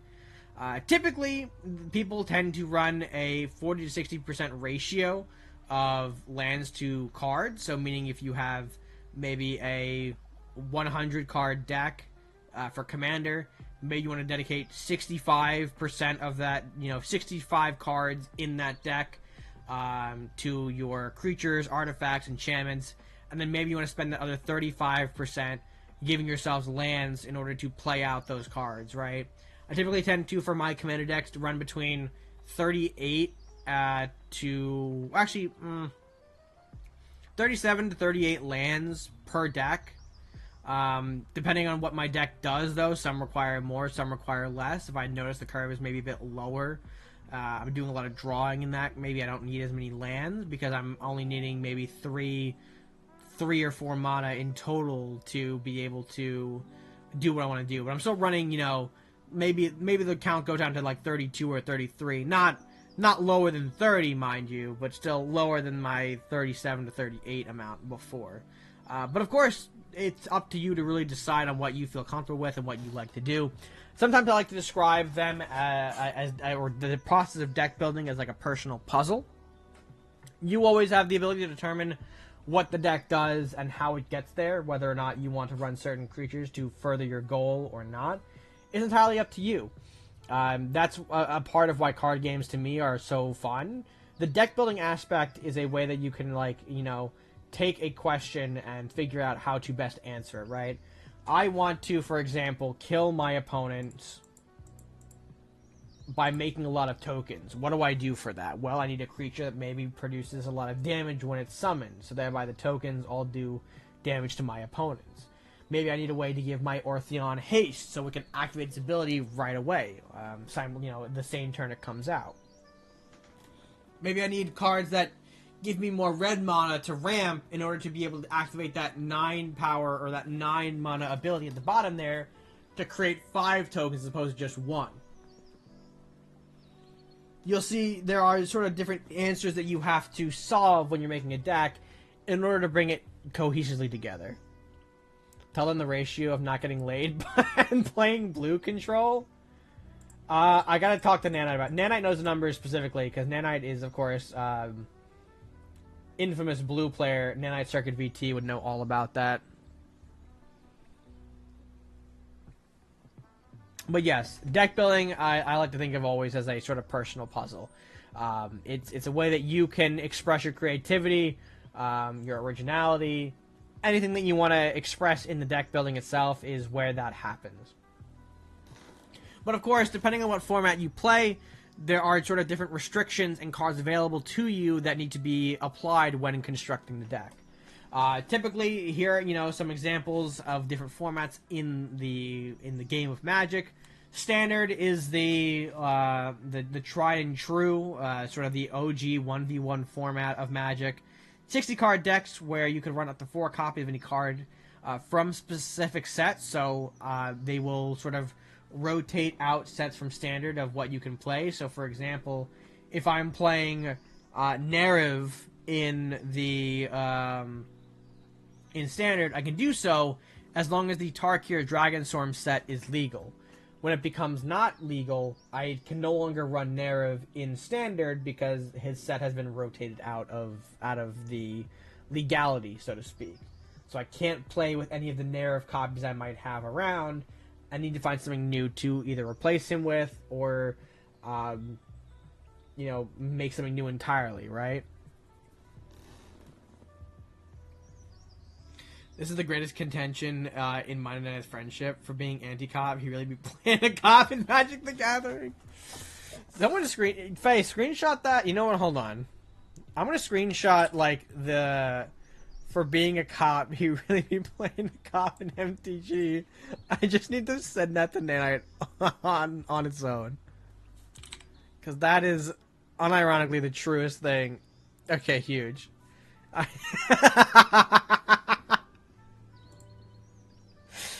That it does. It is the wildest thing that is just stands out about Nanite, in my opinion. Anyways, going back to the different formats here. Moving down from Standard, you'll see Commander, the tried and true that maybe that you've been introduced to heavily over the course of the last few years because of how much content of Commander has been pushed out both by Wizards and by the surrounding community around Commander. Commander typically has 100 card decks with no duplicate cards allowed, so more of a Highlander format. Only 1 copy of a card per Commander deck is allowed, aside from basic lands. And the fact that you have a certain color restriction in play based on your Commander. So because I run, say, Nerav, I can only run red, white, and black cards, or any combination of those cards, and I can't play green cards in a Nerav deck, if that makes sense. MTG is like the backrooms. We really get to explore our true selves. Shout out that being a message from the movie that I didn't watch.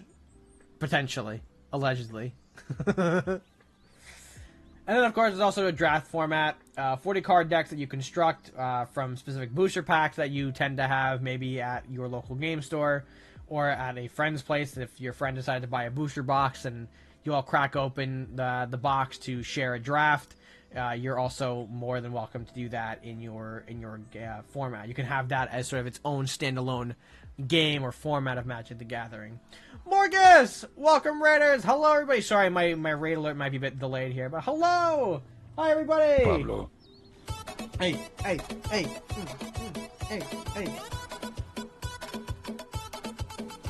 How was Xbox? How was the Xbox Showcase event? For those that don't know, Morcus is an incredible content creator.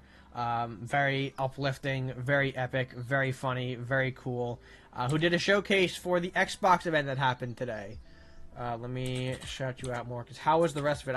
I joined Morcus before I went live today to kind of just see what was up, what was going on, if there were any sort of big announcements that we could expect in coming into Xbox Showcase.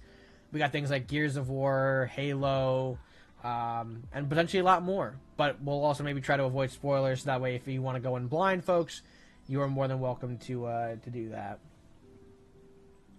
Even though I just outright stated 2 of the announcements coming out of Xbox.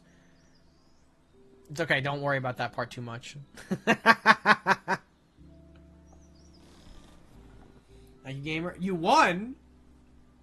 Did that mean one of your big predictions came true for the event? Something that you wanted to see? I saw you play, or not play, but I saw you hype over one of those big announcements. The one that begins with the letter P. Marcus did win. I lost again. What do you mean you lost again? Oh no, your predictions did not go well, I'm guessing. Evil prediction did not succeed. But to those Raiders who are coming in, Morcus, yourself included, if you guys need to rest, relax, decompress after the hype around Xbox Showcase, feel free to relax, kick back, breathe easy, get a drink, get something to eat, and maybe enjoy as we are teaching people how to play Magic the Gathering. We're teaching people how to play the card game. Got the exact thing I wanted, and that is probably the greatest victory you could have when coming to a showcase event, right? It might be the greatest thing. I knew I wouldn't win, but I will still hold a grudge against Todd Howard, as do most people. As does Rennie, for Todd's perplexing business choices, so to speak. And Morcus, thank you so much. Thank you for the Prime sub, 8 months. Thank you to the absolute legend. I did get a shout out from Morcus, right? I would do it again. Actually, I can't do it again. Boom. There it is. But thank you so much again, Morcus. Take care. Relax. Breathe easy, bro. You have completed another excellent stream and another excellent showcase event. Can't wait to play Elder Scrolls 7. Hold on. Can't wait to play Elder Scrolls Mountain that they showed us 7 years ago. Guys, if my mountain detail isn't exactly emulated in real life, I'm gonna cry. Because Todd Howard has spent 7 years perfecting that one mountain.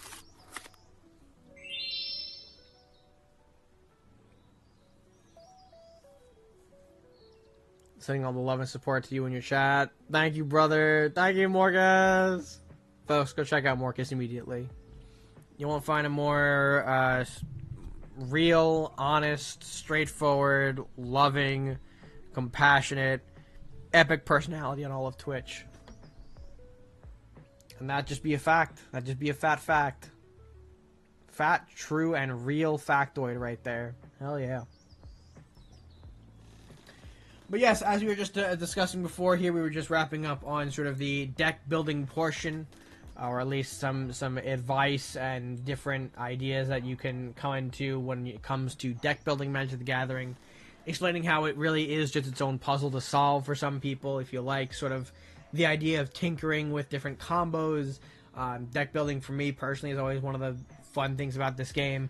Constantly going back to decks, tinkering them, giving them new support, new cards, or just building them outright, seeing what works, what doesn't, understanding what I need to do to make the strategy stronger or tone it down maybe if I was a little too oppressive. Sometimes, you know, you want people to have fun in the game.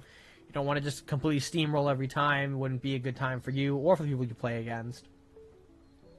So, yeah, sometimes optimization goes in both ways here, just to be able to produce maximum fun for your cards.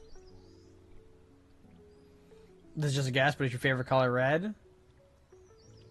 Yeah, it is. Yeah, I don't. How could you have guessed such a thing? How could you have guessed such a thing? I wonder. I wonder what gave it away.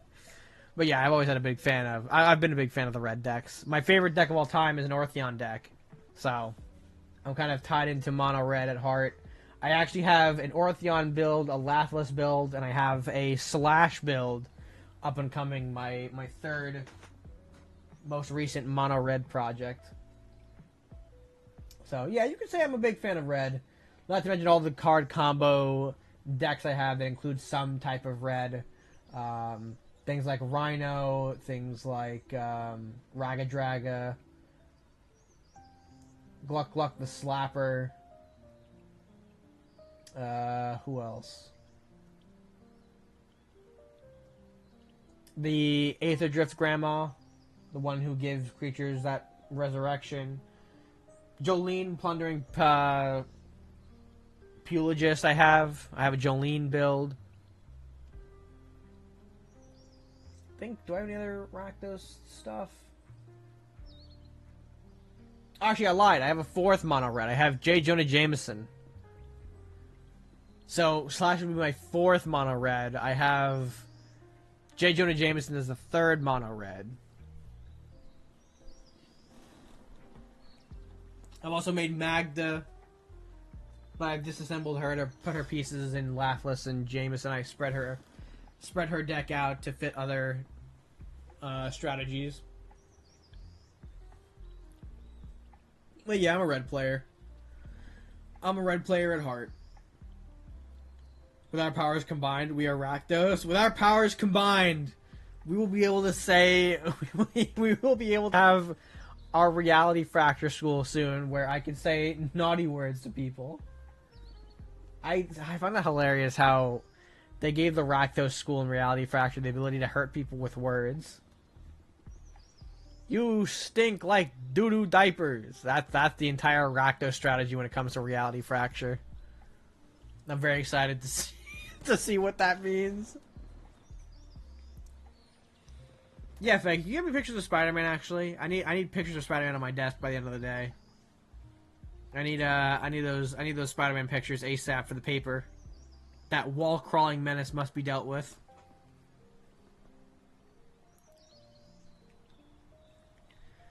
Magic lore is so scuffed right now. 70% of the player base are lost as to what the fuck is happening. From what I understand, right now in the story, we are at a group of Strixhaven students who came back from Lorwyn.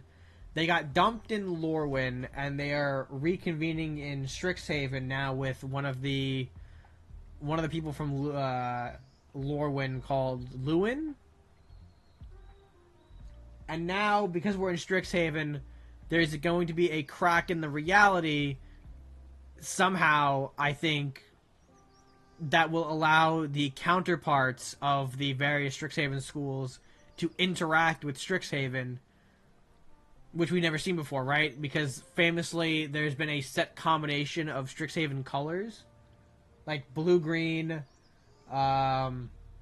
red-white, black-green, blue-red, and black-white have been the 5 colors that represent Strixhaven schools, and now we're getting the remaining 5 possible combinations of dual colors in their own schools, which I think is pretty cool. But on top of that, yeah, there's been a lot of like confusing bounces and sort of like, where are we? What's happening? People are bouncing through different realities. That's the whole point that we had Outlaws and Bloomborough with. And one of these students were actually the kid of Jace, who with the power of loot and a MacGuffin, Jace is rewriting reality, so Phyrexians, the Eldrazi, and Nico Bolas never happened. Right, and sort of that's like the culmination of what we're seeing in Reality Fracture, right? Where we're seeing Jace rewrite some of the other people, right? People that he's had friends with or like interactions with, how he perceives other planeswalkers and people. We're seeing that be rewritten in the Reality Fracture set of schools. We see differences in Lilith, Garruk, Ajani, I think. All the different planeswalkers that Jason's had interactions with have been sort of like retooled in his different image, I think. Again, that's the context. But that's a whole other PowerPoint presentation that we need to have a discussion on. It's kind of ending up in similar to Time Spiral as we're getting paradoxes. Exactly, Garruk versus Garruk, and etc., etc. But I know there's also some crazy good lore stories out there on YouTube where people have like dissected all of that kind of thing. Various channels following past that point into things like Outlaws and Bloomborough, Lorwyn, into Strixhaven, etc., etc. But I think people would be more beneficial to learn how to learn the game as opposed to the lore. The lore is what happens when you decide to like really invest in it. Exactly. Will lurkies though as you teach people card crack? Hell yeah. Enjoy your lurk. Kick back, relax, enjoy, do what you need to do, and take care of yourself. Because again, that's the first and foremost thing we want to have people doing here. Taking care of yourselves for your mental health, your well-being, all of that fun stuff. But yes, is there any questions in regards to deck building? I know there's a bit of a tangent on various different lores of Magic, but realistically, you know, as long as you have a fair ratio of lands to cards, typically that's how you like to build decks. So that way, again, you want to have lands in your deck so you can play the other cards, right? If I don't have lands, I can't play the cool cards I want to play because I need mana, and I don't have mana if I don't have lands. And again, too, speaking actually more broadly on the formats and different formats, there are different decks out there, or different formats out there that can require different sets of card building. Haven't talked about things like Pauper, Modern, Pre-Modern, things of those different formats that have their own specific sets of cards to include in them. So if you ever also want to learn more about different formats as well, we can always openly discuss those. I've given some examples. The ones below are the more common ones that you'll end up seeing across your journey. Especially if you go into things like, if you go compete at your local LGS, your local game store, they'll have things like draft more often there. People playing Commander, and hopefully find some standard when you play online in Magic the Gathering Arena for those who take the online simulator.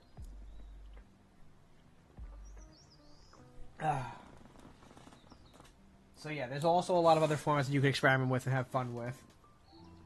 Why your worm deck always lose? Actually, that is not true. I did have this really cool play back with the worm deck about a month and a half ago, where I played through the I was able to kind of like use my worms, sacrificing them to pull things in the graveyard, and then sacking more of the worms off to trigger the Golgari Queen, to where every time I sacked a worm, I pay 2 life, make opponents sacrifice creatures.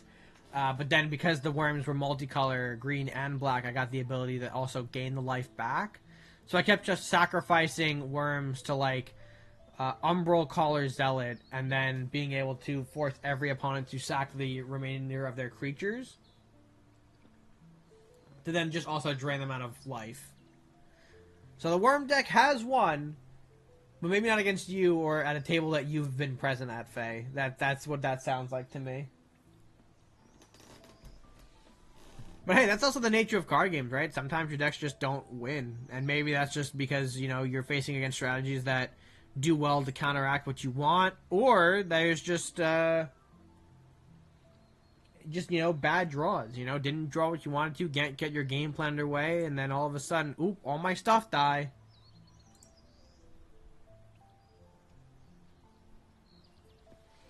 Real question would be, for new people, would be ways or websites to build a deck and look at ones that are good to reference.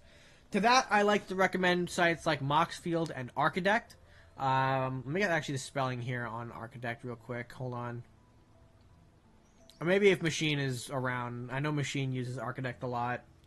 as like a, because it's spelled a certain way. Hold on, let me just go back over here and just punch it into Google to spell it real quick.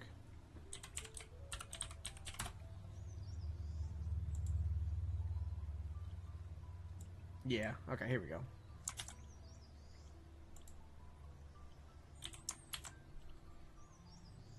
Nope, okay. Did not spell...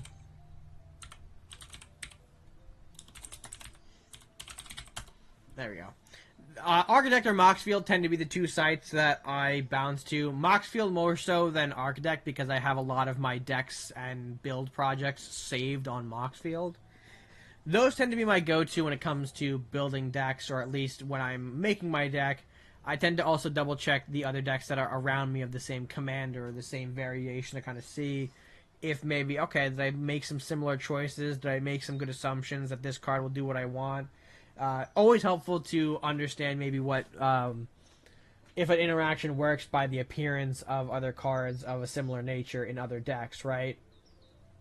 If you don't know that your big card can do the thing that you want to. For example, actually, I have a card here called... hold on. I have a card here I was considering for my Nerev deck because I didn't have Mahadi and realized Mahadi was not great synergy with Nerev, or the Nerev strategy that I wanted to play. So I looked at a card like this. Hold on.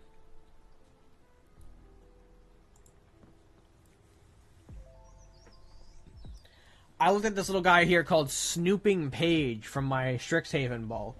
He's a card that whenever I cast an instant or sorcery spell that targets a creature, this creature can't block. This creature can't be blocked this turn. So like, if I play a removal spell, or if I play like a card that targets my opponent's creature, right? Snooping Page is unblockable, meaning I can always guarantee me hitting an opponent to deal that 2 damage of his attack power as combat damage. And you'll see his second ability, he reads, whenever this creature deals combat damage, so when he attacks, when he successfully hits an opponent and subtracts 2 life from them, you get to draw a card and you lose 1 life. I was worried about this card at first because I didn't realize if that loss of life would equal more damage. So if I were to summon copies of this card and attack in the same turn, do I lose more life for that 1 card draw? Which, no, I do not, because Snooping Page is not dealing damage. It's simply me losing life. There's a little bit of a difference there in the grammar of how the card is used. So because I am losing life, I'm not taking damage, I'm not doubled. Even though both still equate to potential life loss, I am not taking extra damage because I am being drained. I am losing a life rather than being dealt damage by a creature in combat, right? Or having a creature deal a certain amount of damage. When a card maybe, for example, something like Inferno Titan comes into play, it deals damage to creatures or players. Nerev would be able to double that ability because it is damage being dealt. It's not life being lost. There's a difference in how the wording is on the card in order to impact its effects here. But also speaking of this site actually too, Scryfall, also an amazing site to utilize in order to look at new cards or look at cards maybe that you don't own in a collection. To compare and see if they are good for your strategy or your deck list, right?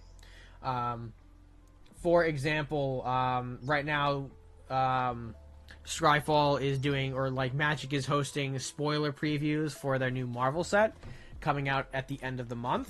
And so far, Scryfall has been able to sort of collect all the different leaks and spoilers that people have shared and put them onto a cohesive site so you can look through these cards and figure out, okay, do any of them seem good enough for my strategies? Do I want to play any of these? What do some of these cards do? I've never seen White Tiger before. I never saw her spoiler preview. So what does she do? She's a card that I didn't see any of the creators I know showcase it, or Wizards showcase it. So what does it do? And that's what Scryfall can do for you. It can show you full analysis of different cards, kind of showcase, you know, where you can find them, what sets they might be in, as well as some different costs associated with the cards. If you want to buy this on a site like Card Kingdom or TCG Player, show you some different pricings of different printings of the cards as well to help balance out any budgets you have when buying decks. I heard there was control slander, and I'm here to say it's all true. We knew it was true, Nanite. We knew it was true. We were just observing the contradiction it plays to your character is all. No one is denying that it is a true fact.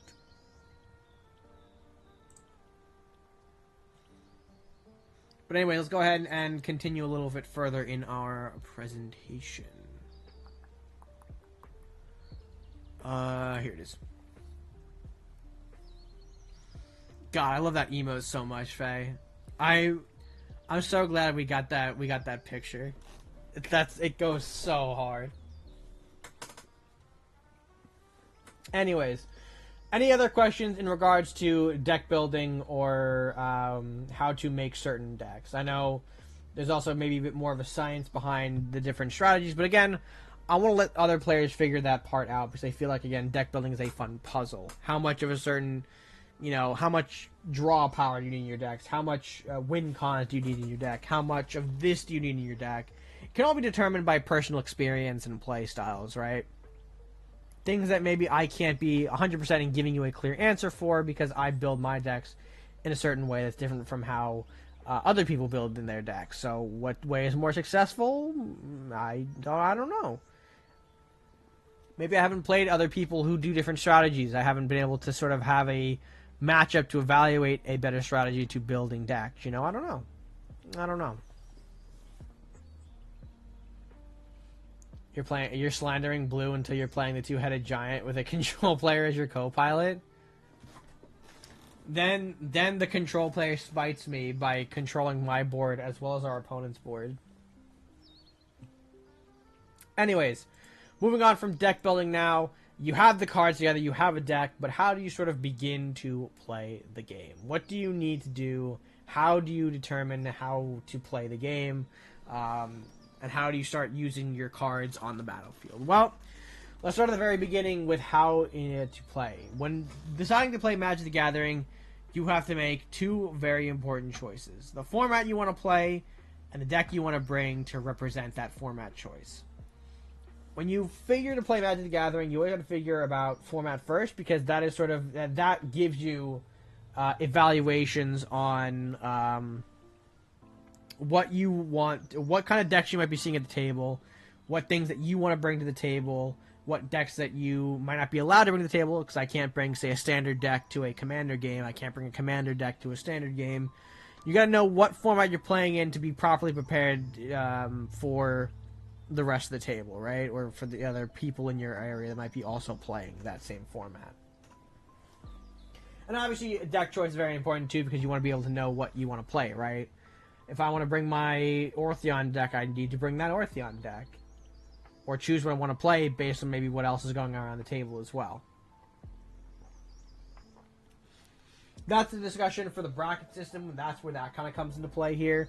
If you've been around Commander for a little bit now, you'll probably know that we operate under a bracket system now when it comes to selecting decks and choosing what decks are fair to play with other people.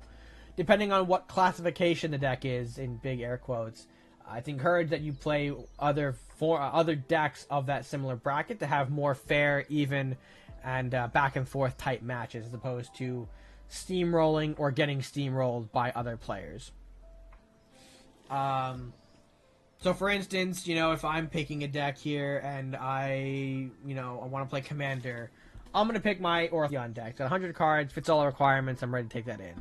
So then, once you find your people to play with, once you've decided what format you want to play here, you all get together and you all begin to take these setup steps. Determine who goes first by doing a simple sub-game, rolling a dice, coin flipping, rock, paper, scissors, whatever you want to do to figure out who should go first. Make that determination.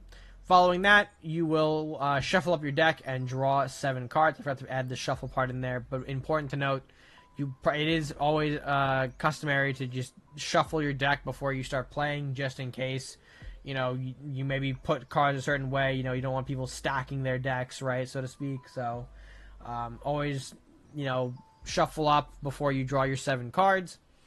Then in step 3, you have the option to mulligan your hand away if you don't like those 7 cards you first drew.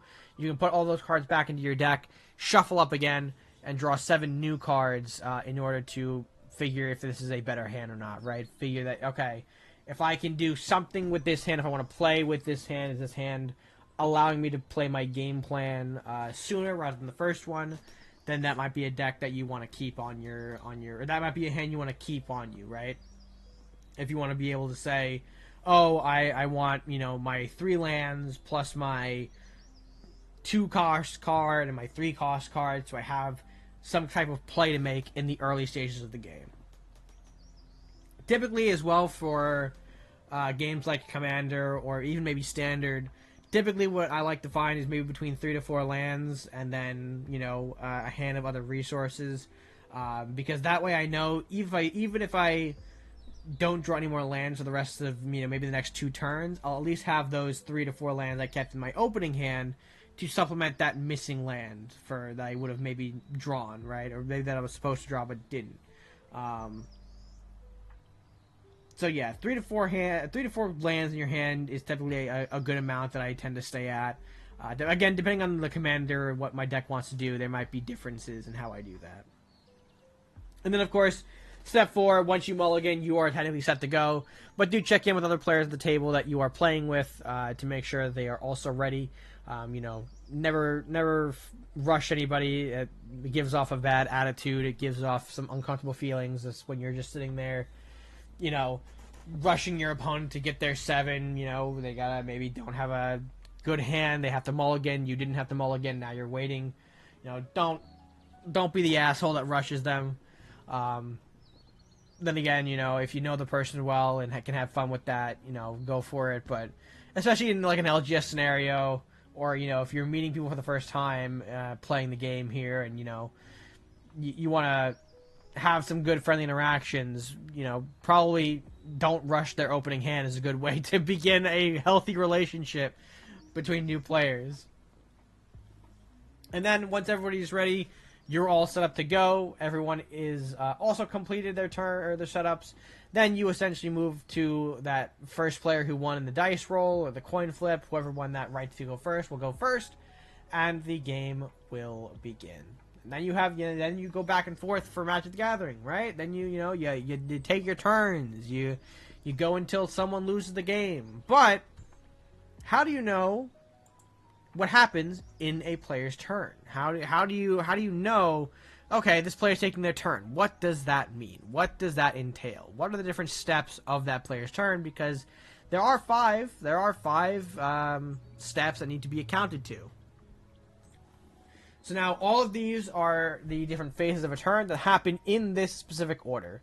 These have to be played in this order. You can't go to like beginning, then post combat. You can skip ahead, so like beginning of turn, you go into your pre-combat main phase, then say you don't want to do anything, then go into combat. You can skip in that part, but you can't say, you know, going from end of turn, going into combat. You can't go in the other direction upwards, right? You go from top down, and you can skip across the way, but you can never go back up on the list for your turn, if that makes sense. So what happens in each turn? What are the different phases that each player must abide to on their turns? Beginning of turn, the main phase, or in this case, a pre-combat main phase, then the combat phase, the post-combat main phase, and the ending of turn. Those are the 5 separate phases that occur within a Magic the Gathering player turn. And each of them, of course, you see here a quick definition of what they entail, but we'll go over them in more detail in the following slides, so that way you know what's happening. So, any questions on the separate phases of a Magic the Gathering turn so far? I know we'll get more into breakdowns in just a second here, but as long as does the order make sense? Does a basic premise make sense? I want to verify that before I move forward. Also, drinking more water is good. There we go. Okay. All right. So, Starting off a Magic the Gathering player's turn, we go to the beginning of the turn.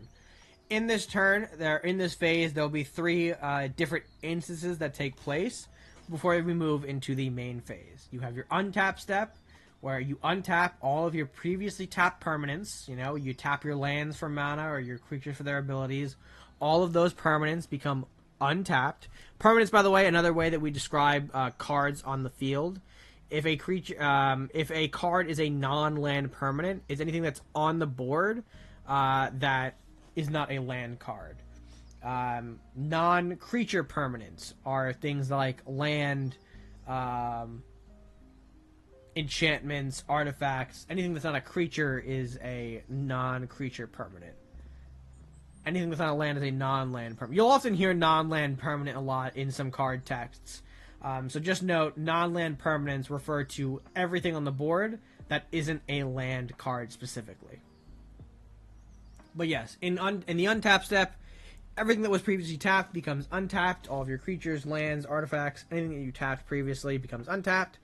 Then you move to your upkeep, which is described as a window where specified cards may activate their abilities or effects before you unofficially start your turn. I put start in parentheses or air quotes because technically in your upkeep is already a part of your overall turn, but it's before you get to really play any like additional cards, right, from your hand. So as you'll see here, the examples that are on the right of your screen are examples of cards that affect or have effects at the beginning of the upkeep. That window, they trigger in that window before you draw a card. For example, the Azban Beastmaster, beginning of your upkeep, so in that window, you get to draw a card if you control the creature with the greatest toughness or tied for the greatest toughness. So because, you know, if you have a card that has the greatest amount of health on the board, we will be able to draw a card. We're still only at the beginning of the turn. No, well, we were explaining a lot of the card types. That's what we've been doing. We got out of explaining how to set up for a game, all the different card types of Magic, how to build a deck. Now I'm getting into the structure of a turn. And yes, we just started this section of describing a turn, so that way we're at the beginning of turn. We have described other things though. I'm being very thorough in this elaboration of Magic the Gathering Librarian. I am teaching the bare necessary essentials in all aspects possible. I ain't fucking around. It's been 2 hours. Good. I'm glad. I'm glad that I've devoted such good time to talk about cards.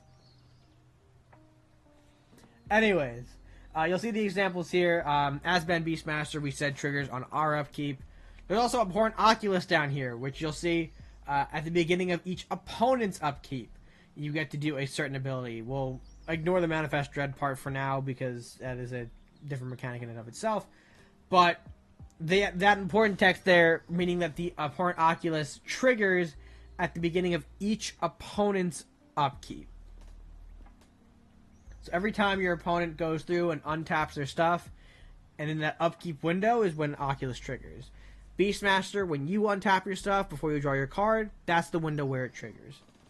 And then when all of your upkeep effects have finished, you then get to draw a card from the top of your deck.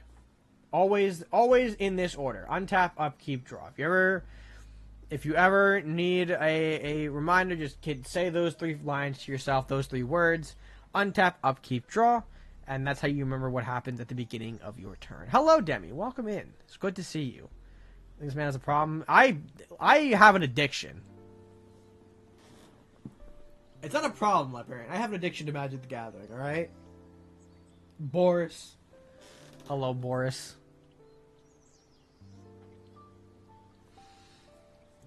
I like playing blue. Blue is the only way I can play crabs. True. Unfortunately, crabs are mono blue focus. Are they mono blue only right now, or do you have any like Simic support or anything like that? I haven't paid attention to the crab archetype in months. I don't know if they've gotten help to be pushed out of mono blue yet. Have addiction to Minecraft. See, we all have our addictions. We all have our problems. Anyways, is there any further questions on the beginning of turn? Anything with upkeep?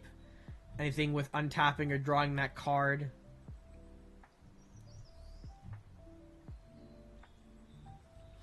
To my knowledge, only blue when it comes to Commander. When it comes to Commander, though, I mean, you could probably have a like a multicolored blue-ish crab. Maybe, I don't know. I'm just shooting words out at this point. And Demi, listen, if those make you happy in life, who am I to say that you shouldn't enjoy them, right? As long as the hobbies don't hurt people, they are fine hobbies to have. Or addictions in this case. I mean, that is what we were talking about here. Addiction might hurt you, but hopefully addiction doesn't hurt anybody else. If addiction hurts other people, that's when it becomes a problem. Like secondhand smoking. Okay, but it looks like I think there are no further questions on the beginning of turns, so that is very good. So let's move ahead into the main phase, or the pre-combat main phase, if you will. This is the phase where you will see yourself being able to play cards from your hand. This is what kind of allows you to start setting up your board state, setting you up for your wins, etc., etc. In this phase, you may only play one land from your hand in your main phase, along with any number of other cards that may also be in your hand. So any of your creatures, enchantments, instants, or sorceries that you have in your hand during this time, as long as you can pay their mana cost, you can play them in this pre-combat main phase. But only one land. There are ways to break that, as we saw with Rite of Flourishing earlier on in the presentation. There are cards that give players additional land drops. You may play additional land from your hand per turn. If one of those effects tend to be out, then yes, you can play more than one land in a turn. But unless otherwise stated, there's only a one land per turn limit for your deck. So, like, I can only play one land per my turn, then I have to pass my turn. If I don't have any other plays, that is. And of course, always remember to read your cards. You might have cards that activate on your opponent's turn. This is more so the reminder of instant cards. Instant cards can be played on your opponent's turn, so maybe if you don't want to play anything yet, or don't have the, or want to save it for an opponent, then save it. You don't have to play it right away. Just because you can play a card doesn't mean you should play all of your cards. Sometimes it might not be beneficial to get certain cards out before others. Some might have more synergy being kept in the wings, etc., etc.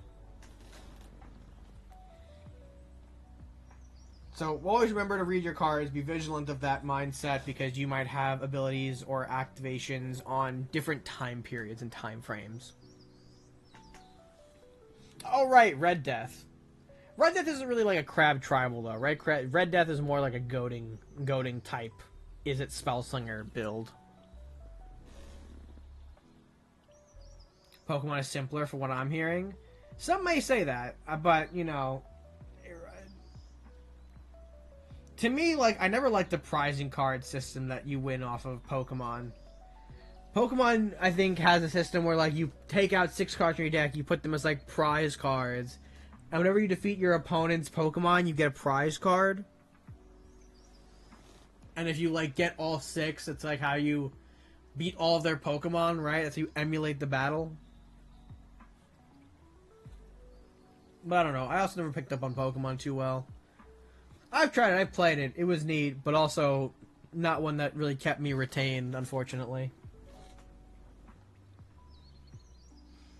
Yeah, you're right. Sharks is the best for crab tribal. Absolutely. I mean, people like their crabs, and they'll play sharks until there's another big crab from maybe, I don't know, like a Dominaria or a Zendikar if you ever go back. I don't know. But they do sprinkle in crabs from time to time in the other sets. Shout out Canyon Crab from Outlaws of Thunder Junction. I will always remember you. But yes, going back to sort of the main phase here.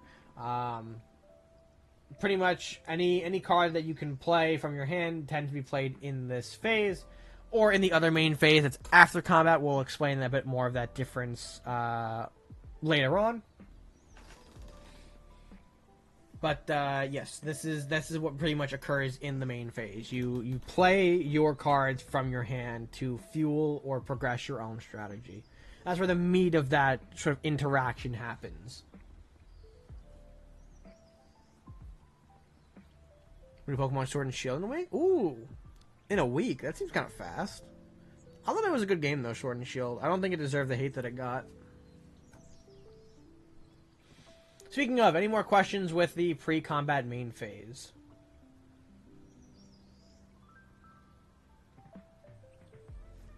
I gotta take my signature drink after every... Actually, you know what I have to do? I have to take a pee real quick.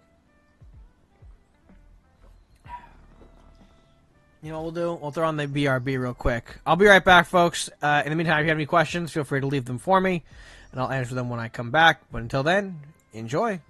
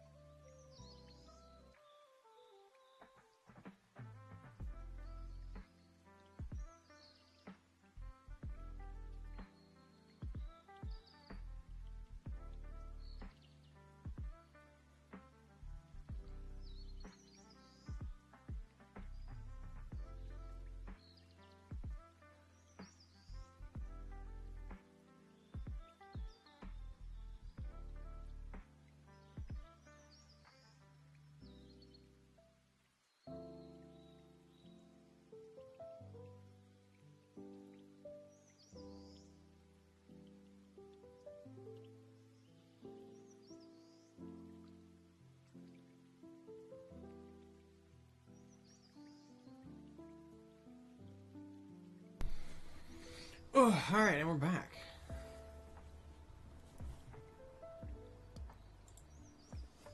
Bop, bop. Alright, looks like we're good with the main phase stuff, it looks like. So I will take that as a sign to move on into combat phase. Where a lot of the beat 'em up happens. This is one that has a lot of some difficulty, some implication with how creatures perform combat, but we'll try to break it down here the best we can to help you understand. So, combat broken up into some different sections here. Beginning of combat, declaring attackers, declaring blockers, and the damage step. So, first of all, before you commit any sort of attacks, when you move to combat phase, the beginning of combat window occurs. Similar to at the beginning of upkeep, it's a window where certain cards will activate their abilities. Like, for example, the Adherent of Hope here. Its card text reads, at the beginning of combat on your turn, if you control a Basiri Planewalker, you put a 1/1 counter on Adherent of Hope. So, Adherent is looking for a certain condition to be met at the beginning of combat, and if she finds it, she will get a +1/+1 counter. So she'll become a 3/2, a 4/3, a 5/4, etc., as, you know, she stays alive and progresses through more and more combat phases. So, that window is there for any of those effects to trigger. Once they do, you then begin to declare your attackers. You get to tap your creatures to decide where they get to swing to. Where are they going to attack? Are Are you winning, son? Hello, Satine. Welcome in. We are. I think I'm doing a fair job with this PowerPoint to to give people a sort of breakdown or a better understanding of Magic the Gathering. We're on the combat phase right now. But how are you? You're in session of teaching the way. I am, but that's okay. That is okay.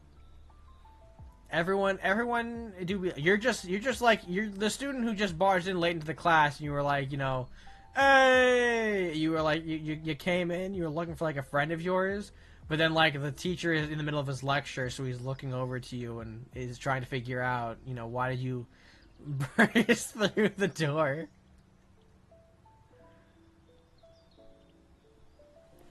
I got free Taco Bell, and I'm here to observe. Hell yeah!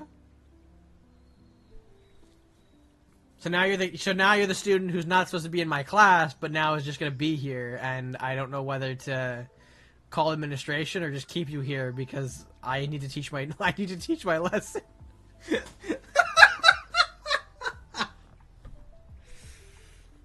Listen. Accuracy is what I'm maybe good at, but again, this is our dynamic, Satine. You know this. Anyways, back to the declare attackers.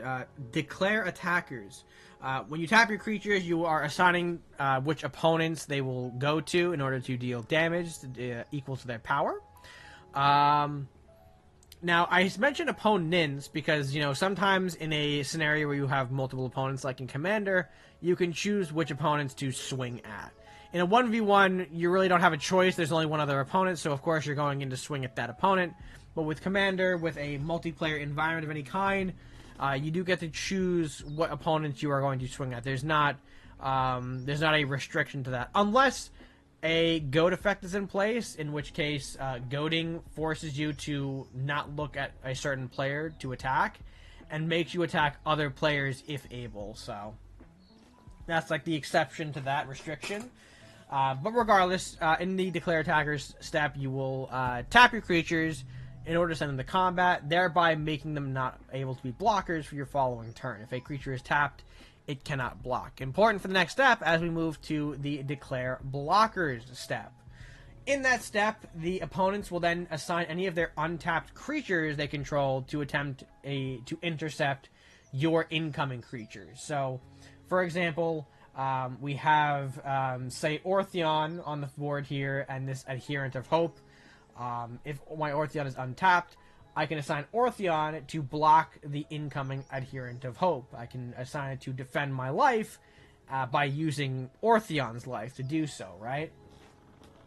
And so once blockers are declared, you move into the damage step, where the combating creatures will exchange their power and toughness and, you know, figure out who comes out on top. And by that, we just mean that both creatures trade their attack power from their opponent's toughness and see what happens. If, for example, like we said before, if we have the Ortheon, if Adherent is still the 2/1, Adherent would die and Ortheon would survive. Ortheon would take 2 damage, making him a 3 power, 1 toughness creature, but he wouldn't be dead because he still survives. 3 is bigger than 2.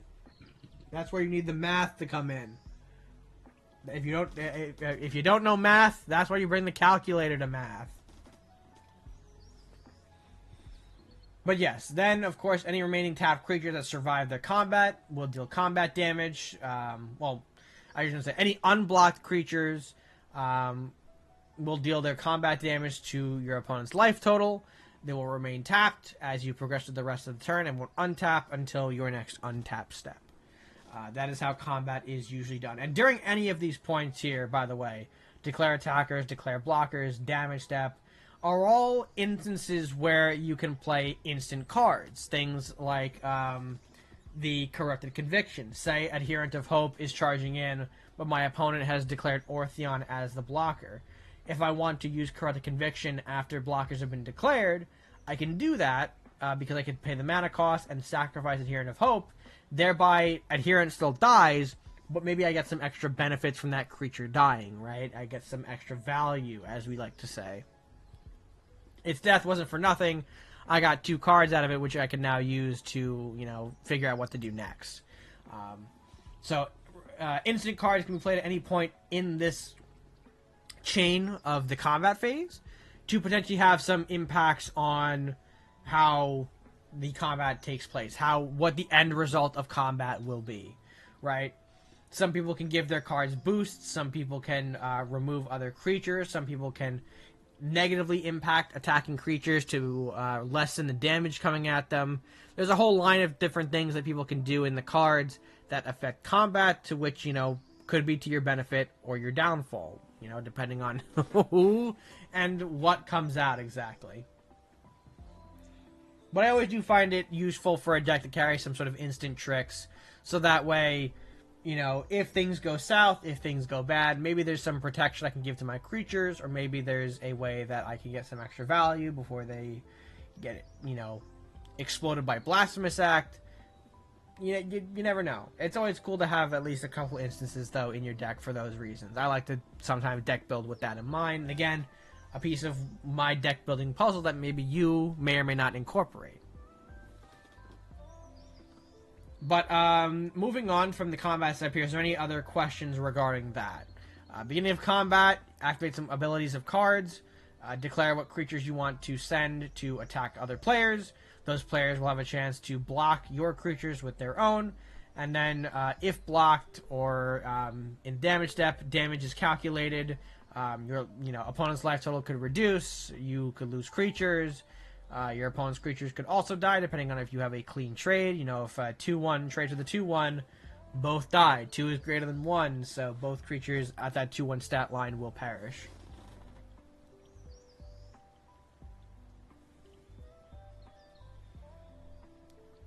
Well, looks like there are no other questions, so that is a good sign, meaning we will move right into the post-combat main phase. Now, again, it's still called a main phase, but with the way we can differentiate that for those who might have a hard time is calling it the post-combat main phase, because it is happening after combat has occurred. Same with pre-combat happening before combat occurs. This, of course, is no different from the other main phase we talked about previously. It's a phase where you can play any additional cards from your hand if you want to. Of course, cost permitting. Make sure you have the mana or requirements to pay for your spells. But more importantly, in this step, damage on creatures is carried over from that combat. So everything, maybe if something has been weakened, it now has that damage remaining to it until the end of the turn. So in our previous example, we saw Orthion survive the encounter, but now is at a 3-1. He is now at that 3-1 until the end of the turn, meaning if my opponent has a way to remove it, say with like a cheap spell that does 1 damage, it could kill my Orthion and thereby get rid of a piece I need to make my strategy work, right?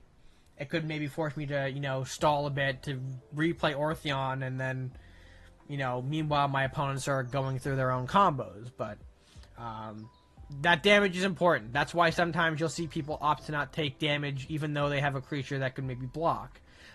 Sometimes they don't want their creature taking damage because effects of cards can maybe further hurt those creatures or remove those creatures if they reach a certain threshold that you don't want to run into, because then you're going to be set back a ton, right? You might be set back while your opponents develop and build, and it could mean you lose, depending on how fast the games are going. So sometimes, you can be cautious about what creatures attempt which kind of combat. But yeah, keep that in mind. Damage does carry over. And of course, as a second aside here, you can also play lands in this phase if you did not in your pre-combat main phase. Again, remember, 1 land per turn, but you can play that after combat if it maybe is in your benefit, is in more of your favor to play it after some combat stuff has occurred. Maybe a different board state is now happening. Maybe you have landfall that is more effective in this case if you decide to hold on to your land card. Landfall, by the way, a mechanic in which cards activate their abilities when a land comes into play on your side of the board. But yes, sometimes that damage is very important for other people's plays. Sometimes they want to see what happens before committing a certain card. Sometimes they may want to swing in with their creatures before board wiping, getting rid of all creatures anyway, so they want to try to get their damage in where they can. Maybe some people might block, maybe they might not block and think, oh, I can afford maybe 2 damage, right? But maybe they realize, oh, I could have blocked, and now everything is getting destroyed from a card like Blasphemous Act or Villainous Wrath. So be aware of that. There are some plays that might be more effective after combat has occurred rather than before combat has occurred. But this, again, operates no differently from the pre-combat main phase we saw before. Not there going to be any questions on this one because, it is very straightforward to the one we talked about just minutes ago. But, again, any questions on post-combat main phase?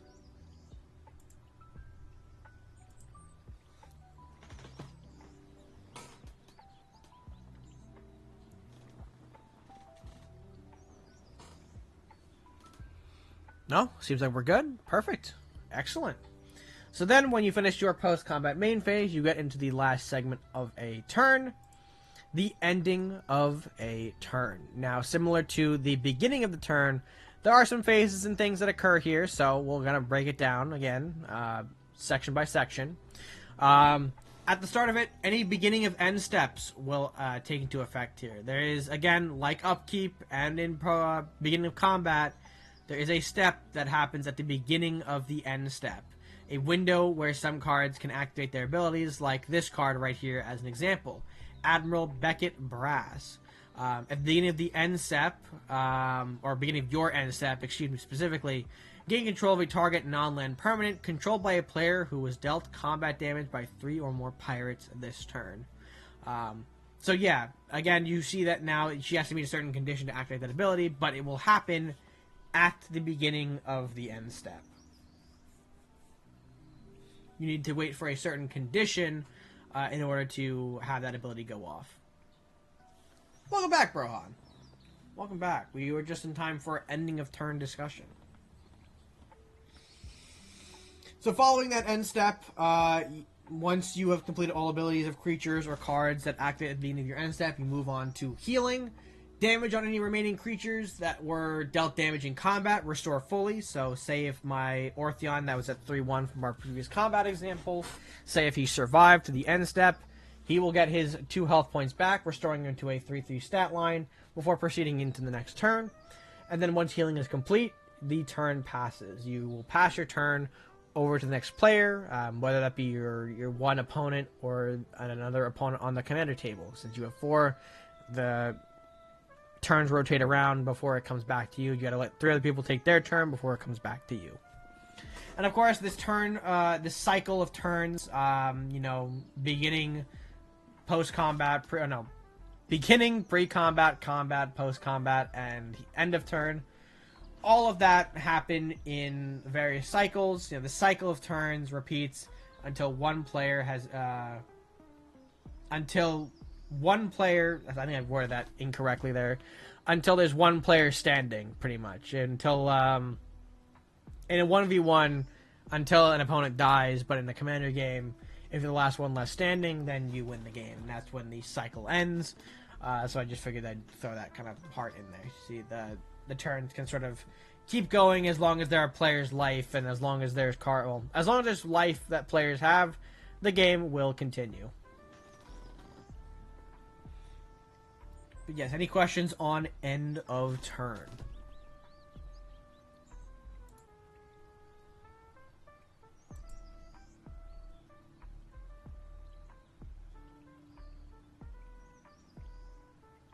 It doesn't look like it? Okay. Alright, very good. And with that being said, we move into our section for variety questions. If there's something that I did not address, or something that you want some extra clarification on, please go ahead and share it with me. This PowerPoint does cover the most basic of things you need to understand for a Magic game. But of course, like we said, Magic is very expansive and has a long history. Mechanics and card effects have been elaborated on if there is something that you want help to know, or if you want certain examples to go over.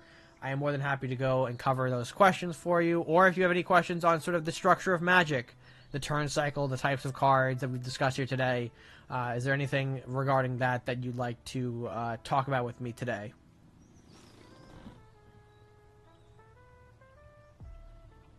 How do I get yellow? I break down green mana into blue and yellow at that point. Maybe if you find a way, Brohan, to extract green mana and break it down into its primary color forms, you'll get blue and yellow. How about that? How about that? Or like I said, visit a toilet. I don't...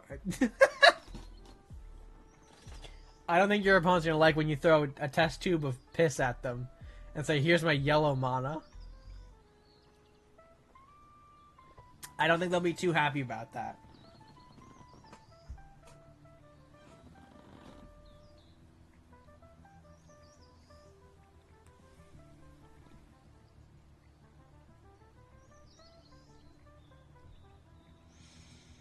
Healing has always been a mechanic, though. Technically, it's not officially stated like healing is its own phase, but the healing is technically has always been a thing to sort of repair the damage after each turn, right? I figured I'd call it healing, the healing phase, so that way it's easier to kind of comprehend. It showcases that it's a thing that happens. All the creatures, restore back to their proper stat line before then proceeding to the next player's turn. By the way, folks, I'll bring up that Wolverine that Brohan is talking about, so that way, there's a bit of a elaboration on what we're discussing about here, because that comes from the new Marvel set of cards here.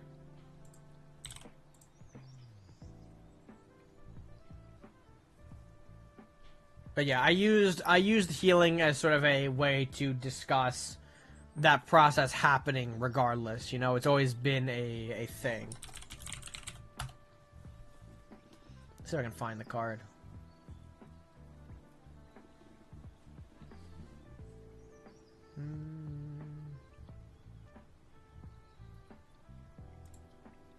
Here it is.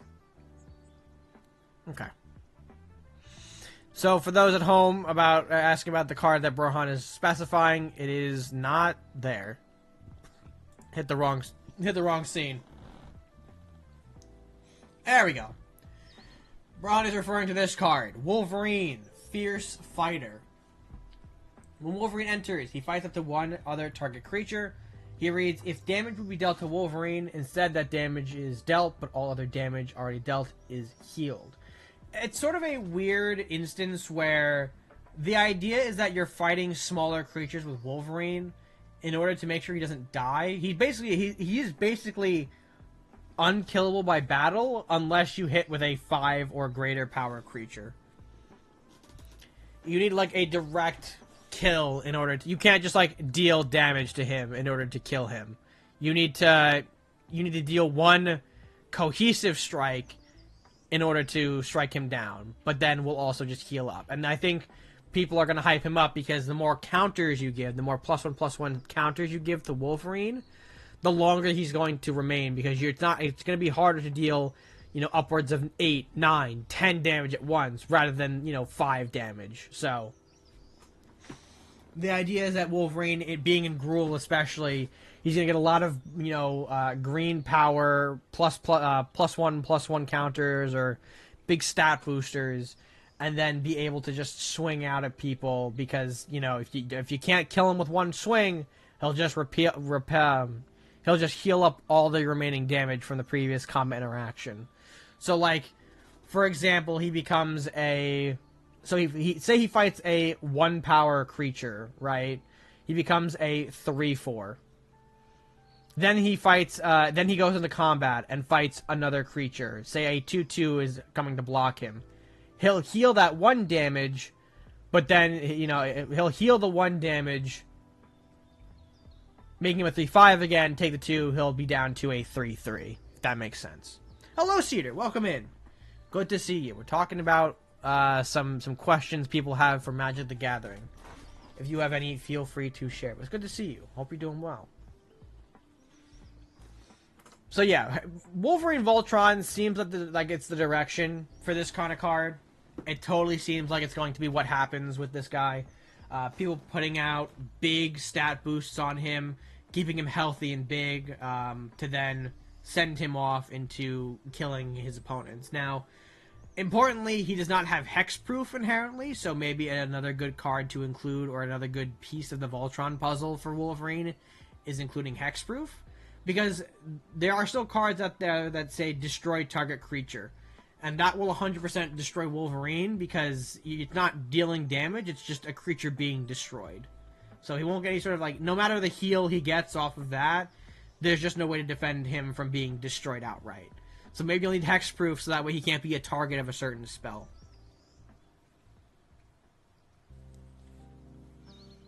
I know Tribal and Voltron, but what other types of decks are there?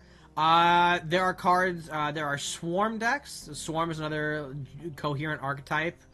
Swarm represents cards or decks that build up a lot of token creatures, a lot of smaller creatures. You know, things like zombie decks, bug decks. You know, they're building up these massive armies of smaller creatures and then swing all of those at their opponent because your opponent might not be able to block 42 zombies, right? Your opponent might not be able to block 33 bugs at once. So all of that damage is accumulating and potentially killing your opponents outright rather than, you know, small individual pings from creatures. My local area isn't very magic-y, so I've been deep into my Yu-Gi-Oh! Roots lately. Ooh. How is that treating you with Cool Tune being everywhere? Or has Cool Tune not hit your local stores because people don't have the Cool Tune tools? But yeah, something I think, and then I think another good magic archetype would be Control decks, Brohan. Control decks attempt to sort of, as they say, control what other people are doing, control what the board state looks like, so it's you know, maybe people die via war of attrition. You know, they don't have any resources that they can play out because you've been very meticulous at sort of controlling the board. So, another good archetype of decks could be, you know, control, recursion decks, decks that focus on putting cards in the graveyard to then be able to cheat them out or recur them from the graveyard, resurrecting them. A lot of decks using the black will be able to bring cards out of the graveyard and replay them. Strategies that continue to recur out big creatures, things that become unkillable, basically. Burn decks that focus on dealing direct damage through spell cards or creature effects rather than combat damage. Various different decks like that. And of course, there might be others. Some may not fit a specific archetype. I like to have things called like fight decks, things like Kraven, maybe even Wolverine. Decks that focus on your creatures fighting other things to control the board. Maybe a variation of their control decks, perhaps, but also decks like Landfall, decks that focus around putting lands into play, getting a lot of lands into play to either activate abilities or just overwhelm with massive amounts of mana. So yeah, there's definitely a variety of decks that you can kind of choose from, and it feels like there are other strategies that are being developed every set, you know.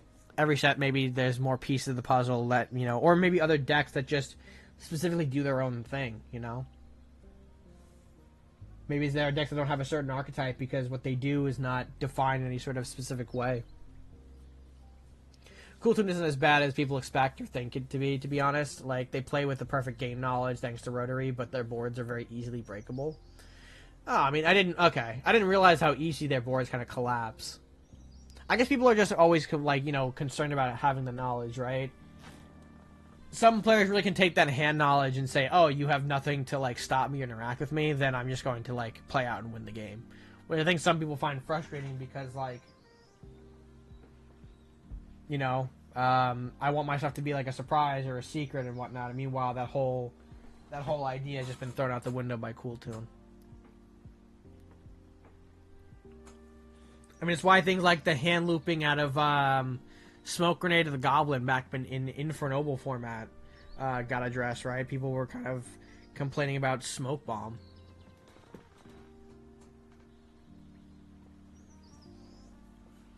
But it's glad it's not like superly oppressive. I think probably people will start playing anti-cool tune just to be, you know, just to spite it and then realize how easy it is to bring them down. If they look at your hand and see that you have a droplet or super poly, they just scoop because they can't play through it. They can't play through it.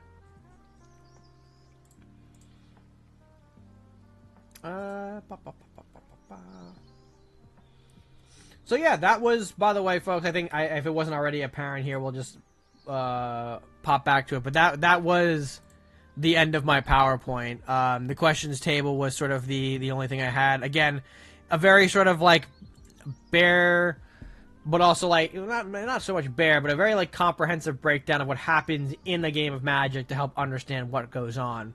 And from there, I do think one of the better experiences to learning Magic and to kind of understand for yourself deeper is to pick up and play. You know, there are a lot of resources that are around for Magic where you can get into things like Arena if you want a digital simulator, pre-cons or pre-constructed decks for Commander if you don't know how to build one. Various other tools and sites that people have developed for Magic to help out with your deck building. If you feel brave and bold enough to make your own deck, being able to look at other people's creations and make some comparisons, figure out what you want a deck to do. Plenty of resources like that exist out there on the web. So I do think Magic, as well as being a fun game, is also one that I think is best experienced through hands-on, right? Being able to play a game, pick up a game, can do such good wonders. Hey, Pack Pull, you got the Muppet Master. You got the Muppet. It seems to be a 1-star card, but that's okay because you have a lot more to pull. Well, you got the complete collection of cards, Cedar. Who knows? Who knows? Yeah, Muppet's a big throwback. Muppet's a good one. There's also everyone's favorite in there. Everyone's favorite Piss Master in there. There's Kermit Master. You got you got both puppet variations.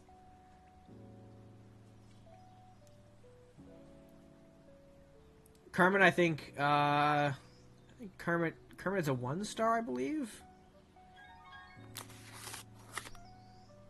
Hey, there's Duckmaster. There's a 2-star, a bit more of a rarer card. Hell yeah.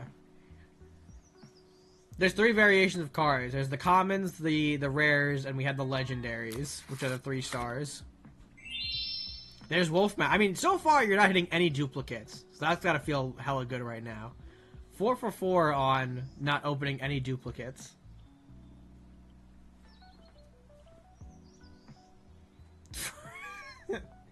You if you want, that's Rennie's creation. Yeah, there's the Hut. Another 2-star. That's Hut Master. Good pull, good pull. One of my favorites. Big Hut.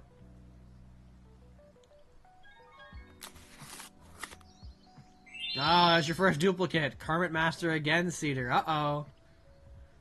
Uh-oh. Brohan, you don't need to pull anymore, bro. You got the full set, Brohan. What are you doing?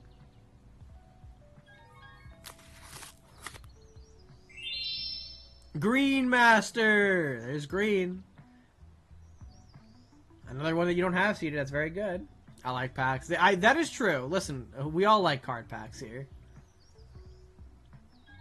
We all do like card packs. I'm not going to fault you for that. Poison Master. Purple one. Hell yeah. Another good one. I like the mask design we did for that one. I felt very, very sneaky doing that one. Mind Master. Excellent. Another new one. So you're missing, I think, one more common, one more 2-star, and you have not pulled any of the legendaries yet. Ah, Muppet. Uh-oh. It's the same one. I think it's funny. I think Brohan pulled the one common you didn't have. I think, Brohan, you pulled Nightmaster, right? That's the one the Cedar's, I think, missing from the collection so far. Oh, another Kermit Master! You're like the puppets, huh? You really like the puppet pulls. You really like the puppet pulls. Oh, I wonder. I think that's like what, the third. Now really hitting the yeah, yup. Oh, that's your first legend. That's Torchmaster. There you go. That's a 3-star. And then Wolf again. Torchmaster, of course, being the incarnation of Torch as myself. I thought that was gonna be pretty cool. Oh, he ripping. Oh, he ripping. Another Kermit.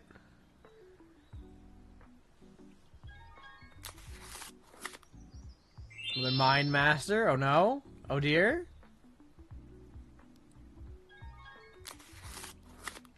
Hey, there's a legend. There's me, the OG. OG Red Master. We're missing one more legend now. One more common, one more 2-star. Funny how you find the 2 legends before you find that one missing common. Hey, that's the last common. There's Night Master.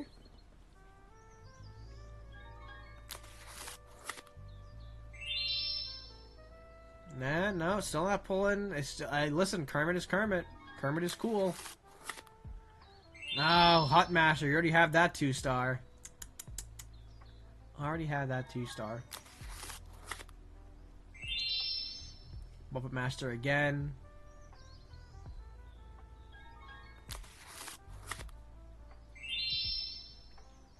That's a wolf. No, you're still not finding that 2-star or the last legend. Another 2-star, not the one you need though. That's Duck Master again. By the way, for the folks who are still at home, wondering what our next steps will be here, I think we might pop a look at the glossary real quick, as this is still, we still want to be able to... That's the legend you already have. But yeah, we'll take a look at the glossary of some magic keywords, so that way we could teach you a little bit more about what some cards do, the shared keywords between the different cards.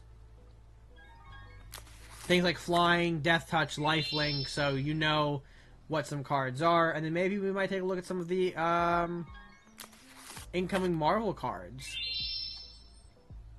Talk to you a bit more about what my plans in the Marvel set might be, because I do have some plans. I do have some big plans.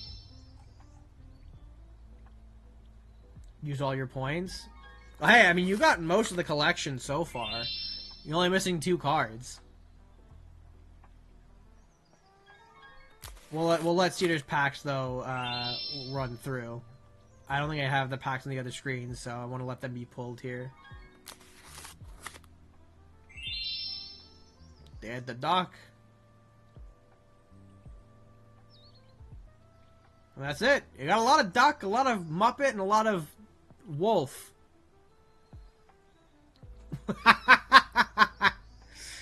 What the Duck? What the Duck indeed. Speaking of what the Duck, that's Chaos Alchemy welcoming Raiders. Pablo. Good morning, chat. Hey.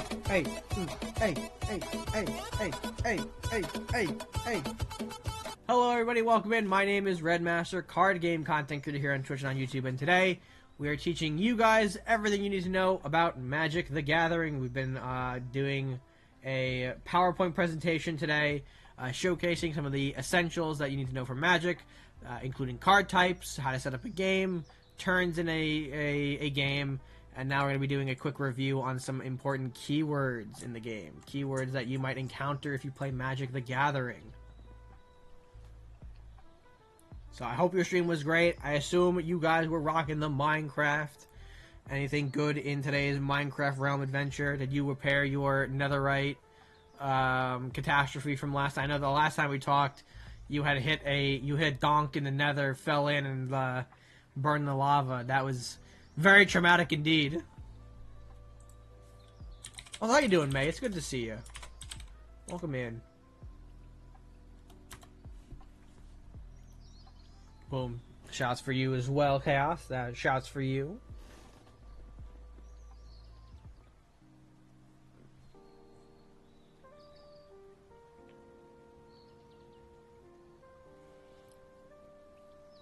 Regrouped and made a creaking resin farm today. Ooh, okay, alright. Hey, listen, that's good. That's progress. More world development is good world development. Very nice. And I guess, have you kept up with any of the news from, I think Minecraft Live was recent, right? Any good developments out of the live Minecraft showings?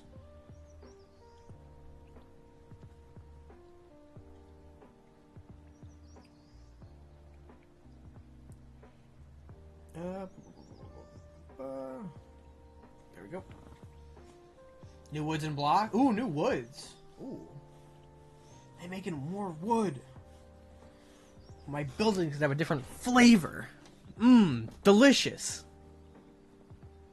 It's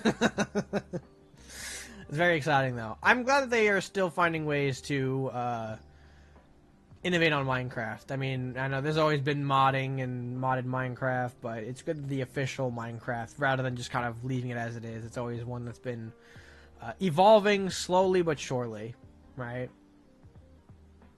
Pretty soon, you know, God, I might be, you know, 30 years on the line, and all of a sudden, it's like, oh my God, Minecraft is such an open world, like, new experience, you know, and I'll just yell at the sky about how I used to play without copper and without the, I played during, you know, when Phantoms were new and all that funny stuff.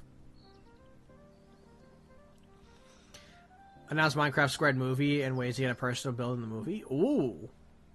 Personal build is exciting. I assume that's more of a contest to, like, feature your Minecraft creations, because there might be some, maybe there's a specific, scene for that they have planned in the movies.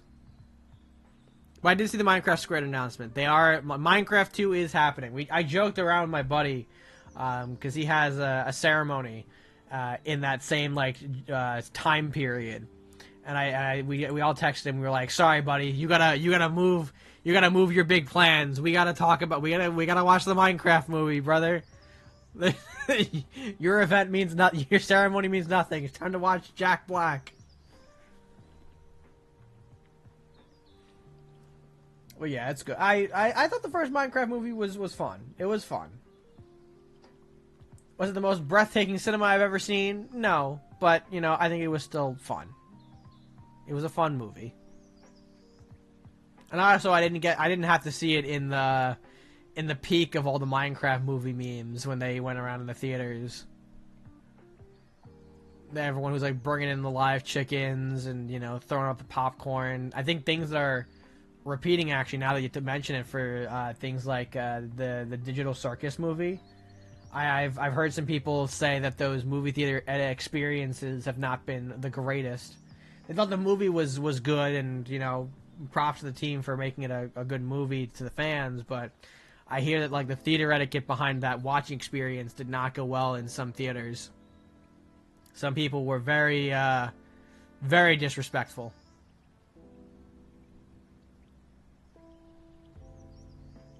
Oh, absolutely. Like, I did not go in expecting the most cohesive breakdown of Minecraft to scratch my level of tastes for what I want in cinema. Absolutely not. But it was one of those movies where you, like, I went in expecting it to be goofy. I think I got a lot of goofy portions, right? I didn't have like masterful expectations that the Minecraft movie would achieve this, and this by the end of the experience. Which I think was the one you needed to have. Like, kids could enjoy seeing Minecraft on the big screen, but also it's like, for us, people who have maybe, like, experienced old Minecraft and seeing how far it's come, and just being able to just say, wow, that's cool how they made Minecraft on a bigger theater production, is just neat, you know? Because it's very hard, it is very hard to tell, like, a story, right? Like, what is the story of Minecraft? Do you go to the story mode? Do you make something new? I think they did a fair job about that. They made these new characters, and they tie them into the Minecraft world, showcasing that, like, you know, Minecraft is a world parallel to our own. It's its own dimension, right? Goofy was good. I want to see more redstone tech. There probably will be, though. There probably will be some redstone tech to show, like, the development of, like, you know, between the two movies, right? Like, oh, here's what Steve has been up to, and he's like made a whole expansive kingdom with like redstone and such now. There'll probably be some connection between that and the next one. I have assumptions, but still, you know, it was a fun movie.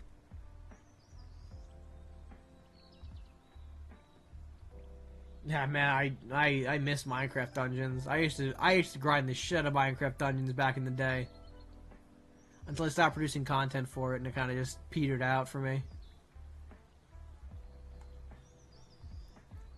Good game though, fun game. All right, let me go back over here real quickly because, shoosh. Oh, 2 is on the way. Excellent news. I did not realize that they had a 2 coming, so that could be another worthwhile endeavor, per se.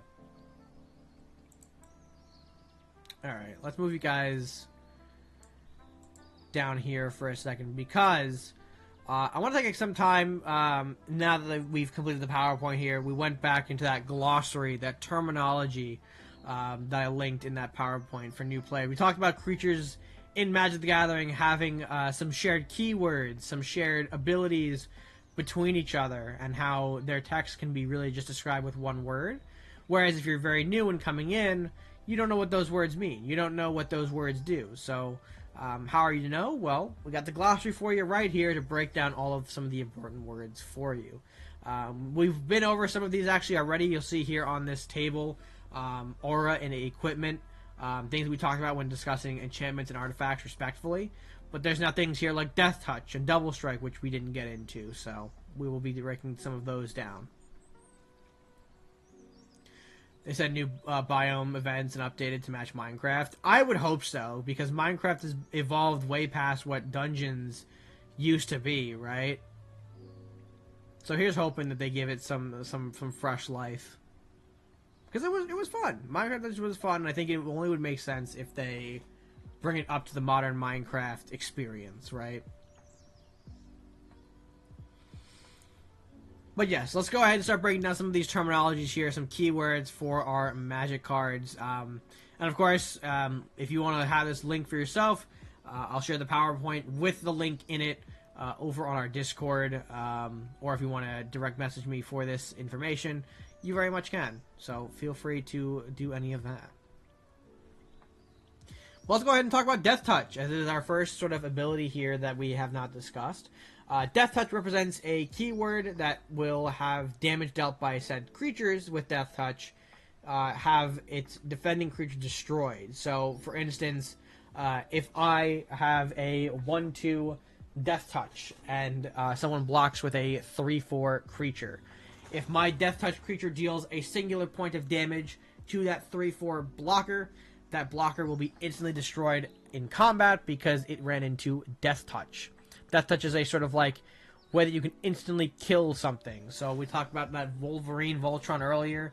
If Wolverine fights a creature and walks into Death Touch, Wolverine unfortunately will die since he is not indestructible. He can be destroyed by Death Touch. So be careful when there's things with Death Touch on the board, because they will have the ability to instantly trade with your creatures no matter the stat disparity. Have a great stream. I'm gonna hunt down a sandwich. Ooh, enjoy! Make sure it's a good one. Get some cold cuts. Get some cold cuts. Get some cold cuts. Love that old commercial. So yes, Death Touch, a way that you can instantly get creatures removed from your side of the board, so be sure to avoid combat with those creatures if possible. If you remove creatures with Death Touch with things like spells or abilities, then their Death Touch will not trigger, and thereby your creatures will be safe. Following that, we've got Double Strike, a keyword found on creatures that deal their combat damage twice. It's a bit of a text paragraph here, but I will sort of break it down to where it's a bit easier to understand. So pretty much in a Double Strike or First Strike scenario, there is sort of like an extra combat that happens in that turn with the creatures in combat. So say I have a creature with, again, let's use that 3/4 stat line. Battling up against a creature is a 2/2 with Double Strike. there is an extra damage step that is taken in that scenario where if a creature has double strike or first strike, that 2/2 will strike at the 3/4 first. And so now the 3/4 became a 3/2. Then the second combat happens, the double portion of double strike, which is normal damage as we all know it. So the 3/2 now connects with the 3/2, and they will trade with each other because both of them have 2 health and can deal greater than 2 points of damage. This is the same thing for First Strike as well. First Strike is another sort of keyword that does sort of the same thing. Being able to deal that extra damage step, that extra bit of combat damage can be important because it can facilitate better trades or have better synergies. Of course, Double Strike, a way that you can deal combat twice to a player. I think that's also the key difference between First Strike and Double Strike. Double Strike lets you hit players twice. I believe First Strike does not let you hit players twice. Again, someone can maybe correct me if I'm wrong on that. But I've never had a scenario where like First Strike deals another damage to me. But maybe I'm wrong about that. I just know with Double Strike, because you can hit twice into a player, you can proc abilities that say, you know, when dealing combat damage, you could deal that you could proc that ability or have it trigger an additional time because you are dealing 2 instances of combat damage to a player. I think maybe we'll also have a First Strike note further below in the explanation. Or maybe they just put this generically first because Double Strike is first on the list. So, well, maybe I think I'll have a bit more of a clear elaboration on First Strike when we get to it. But just know, potentially Double Strike can let you hit players twice, whereas First Strike is just more for creature-on-creature interaction. Following that, we've got equipment. We've talked about equipment. You must pay an additional cost to equip an artifact to a creature, only the one that you control, of course. And when the creature does die that had the equipment on it, the equipment falls off. It doesn't actually leave the battlefield, unlike an aura. It kind of just falls off and goes back onto your side of the board as its own artifact, which you can then pay the equip cost again to re-equip the equipment onto another creature. You can re-equip the artifact to a new creature that you summoned.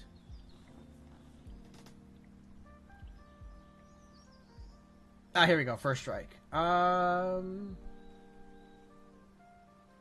First Strike. Okay, we'll deal all of their combat damage before creatures without First Strike or Double Strike. So the difference is that it will, instead of it will still create that extra combat step, that extra damage step, but it'll just deal all of its damage outright first. I think, from what I'm understanding from this. Only creatures with First Strike, Double Strike get the damage, and so that normal combat damage stuff happens. I'll do. Yes. Okay. So yeah, just realize with First Strike and Double Strike that extra damage step is created, so where more damage is being dealt from creatures with that extra strike. Following that, we've got the flying keyword. We saw Nerve have flying, but what does that mean? Well, creatures with flying are cards that really cannot be blocked by creatures without flying. Think of it as your dragon flying over all of the tiny creatures below it, and then can hit you directly in the face if it can fly over your things, right? That's the best way to describe it. Only creatures with flying can block other flying creatures. So if you do not have a flyer or a reacher, we'll talk about reach in a minute, they do not get to do battle or or can be valid blockers against creatures with flying. Flying creatures will just zoop right over them and then hit their intended target, usually the player that they're set to attack in the face. Following that, we've got haste. Haste is a keyword that allows you to bypass summoning sickness. We talked a little bit about this with my Ortheon build when I described how I wanted to build it, or describing various different ways that we want to attack a problem-solving deck realistically. Haste was an example we used. What is haste? Haste is a way that creatures can bypass that summoning sickness and get to use their tap abilities right away, or commit combat right away. You know, haste allows you to tap and swing the creature in for immediate damage to your opponent. like I said, or that, or you get to tap a creature to activate its own abilities right away. So, for example, if I give Ortheon haste, I can immediately pay 2 and tap him to create token the same turn that he is summoned, which can be very impactful because I can copy maybe something big that I have saved up here. Next up, we got Lifelink, a keyword that is sort of like the opposite of Death Touch in a way. Whenever a lifelinking creature deals damage, you gain that much life. So say if I have a 3/3 creature with lifelink attack into a player, if that player does not block, I will gain 3 life because I dealt 3 lifelink damage. Or if a creature decides to block with a 2/2, I will deal that damage and still gain 3 life because I am dealing 3 points of damage to that creature. Even though it only took 2 points of damage to kill it, I will gain the total amount of lifelink from the attack of the creature, the power of the creature with lifelink. So just another thing that sometimes people get confused on or tripped up on easily. You need, even if you don't attack for the full amount of damage on a creature, you will still gain the full amount of lifelink, which is why if you have a card that has maybe power 10 lifelink and swings and you could block maybe 8 damage, that's cool. You defended yourself, your creature dies, but the opponent still gets all of that lifelink because their power is 10. So be careful about that. Big lifelink can be scary because then you have people gaining large amounts of life to do scary things with. Next up is reach. We talked about reach. We're talking about flying. A keyword found on creatures that allows them to reach a creature with flying. They can block flying creatures. Reach doesn't matter though. Reach can still be blocked by any type of creature, as you see there in the extra note with it.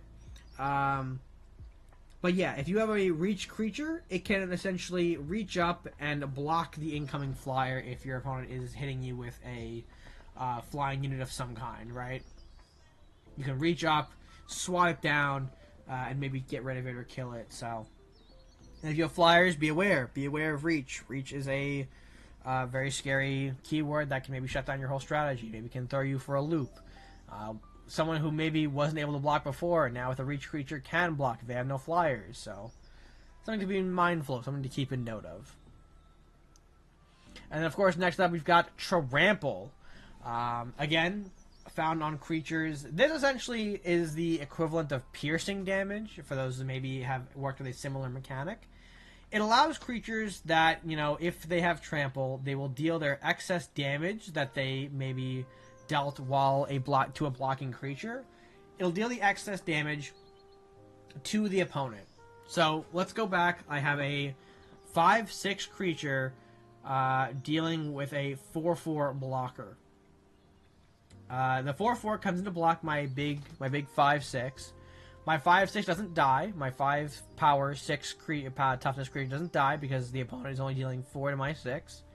However, since I'm dealing 5 to their 4, that extra 1 point of damage that isn't needed to kill the creature is then transferred over and is damaging the player. The player is dealt that damage instead, so they are down a life point. And that's why Trample is scary. Trample is usually reserved for bigger creatures that become hard to defend against, because even if you decide to block, you're still taking an amount of damage as well as losing a creature. So sometimes you have to think to yourself, if a creature has Trample, do I even bother blocking it if I know the creature's going to die anyway, because I'm still taking all of that damage? Sometimes it's yes, because you want to mitigate the damage and not die immediately. But sometimes no, because maybe you want to keep a creature around to enable your game plan, or have your creature around for a specific purpose, right? Sometimes you need a creature to survive and you don't offer to the Trampler, even though the Trampler is dealing more damage to you. Gameplay decisions that you have to make on the fly, so to speak. And then, of course, there are more abilities over here. The tap symbol, which we talked about here. Additional costs, like we saw with the Corrupted Conviction when you sacrifice a creature. Auras, basic lands, color versus colorless, combat damage. Controller refers to a player who cast a certain spell. Countering spells or abilities. Countering meaning that you pay to counteract a spell, meaning you get to prevent it from activating. Famously, of course, 2 mana for counter spell. You counter target spell, and thereby the spell does not activate. So no further effect happens on the board here, and you prevent potentially a big scary thing from closing the game. Counters being things that you have to put on permanents. We talked about things like 1/1 counters. The same deal can be true for any type of counter. Things like -1/-1, hexproof counter, lifelink counter. Some ability and keywords can be placed on counters, which can then be placed onto creatures to be moved around. So, something to note there. I'll talk briefly about discard real quick, because I feel like that's an important distinction to make. Discarding cards is different from sacrificing cards. Discarding cards meaning you're losing a card from your hand and putting it into the graveyard. Sacrificing meaning that you're putting a card from the battlefield into the graveyard. Both cards still go to the graveyard, but discard means you remove it from your hand. Sacrifice means you get rid of it from your battlefield. Sometimes that distinction becomes confusing because you're still losing something anyways. Something is still going to the graveyard. But sometimes you just need that extra push in the right direction about where that discard, where that removal is happening, so to speak. Talk about double strike. Enter the battlefield. It's straightforward. If a card enters the battlefield, then it's on the board now. It's a present threat, a present entity, a present permanent that can be affected on the board. Exile is something probably important to talk about here. Some spells and abilities can exile permanents. When a card is exiled, it means it's no longer a part of the current game. So, famous example like that would be Path to Exile. It's a white spell that allows you to target something. I don't know if it's permanent or creature specifically, but allows you to exile whatever you target with it. And when it's an exile, it cannot be interacted with for the rest of the game. You can only get it back when the game ends. So, different from the graveyard. A card is still removed, like how a destroy effect would work. Because it's exiled, it's now in a separate zone away from the game that you can't interact with. You can't go back and get exiled cards, so to speak. So that's why sometimes an exile effect is more devastating than a destroy effect. Destroy effects send cards to the graveyard, which can then maybe fuel game plans of recursion, or bring things out and cheating things out of the graveyard to bring back into play, right? So that is the stark difference with exile. Exile, you don't get to keep it. It just goes away until the end of the game. Flash, we should talk about Flash here. Flash is an important one. A keyword found on cards that allows a spell with Flash to be played at any time you can cast an instant. So remember we talked about how instants can be so powerful because they can be played on your opponent's turn. Flash can do that same thing, but as a keyword for other creatures and abilities, right?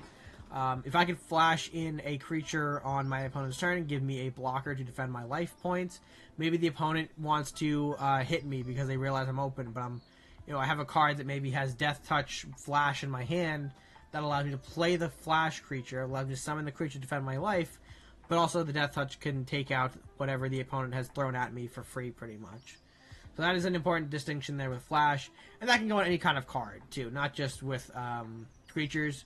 They note here permanents, or cards in general, spells in general, with that. So anything that has Flash can be played at instant speed at any point during the game that you see fit.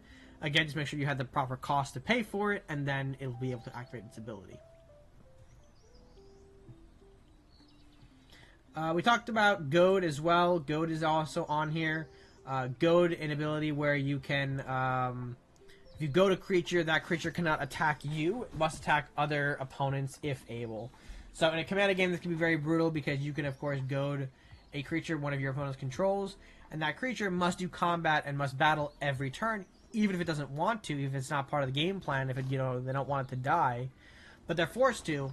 And of course, it sends that creature into an opponent that isn't you, isn't the person who goaded it per se.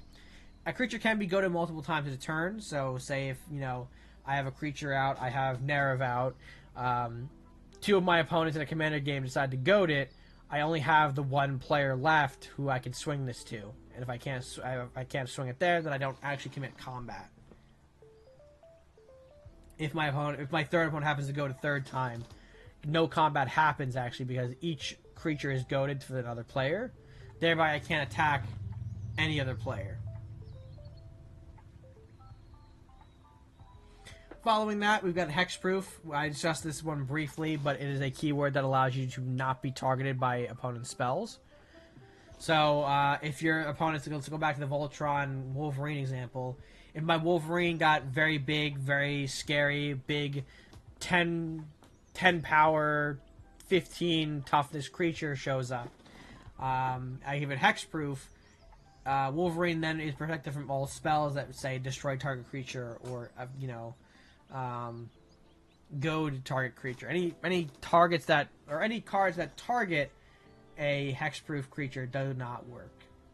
Hexproof cannot be targeted. So, very important for cards like your commanders in a commander game, or things that you need to stick around because they are fueling your win con, right? They are building up your ways to win. You give them hexproof, keep them protected. They can't be interacted with.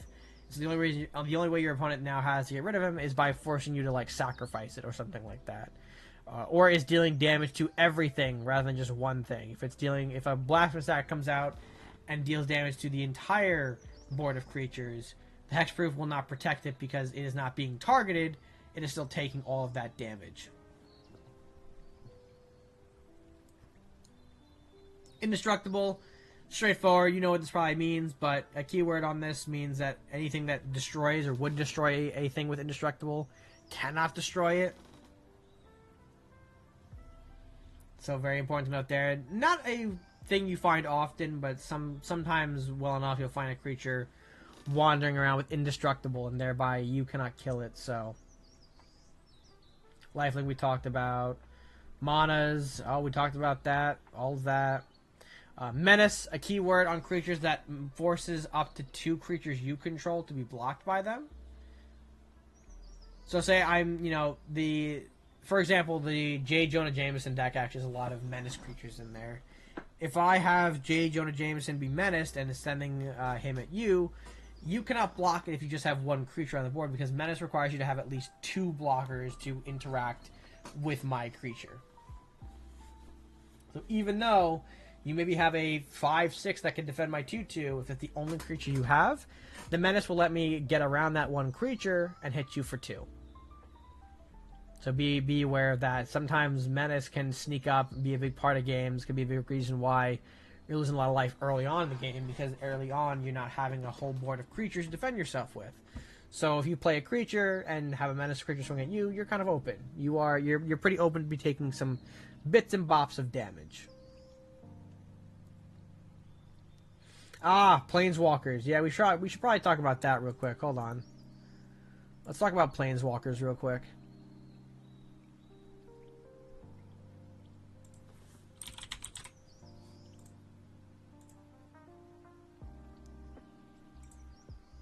Now, Planeswalkers are a different breed of cards.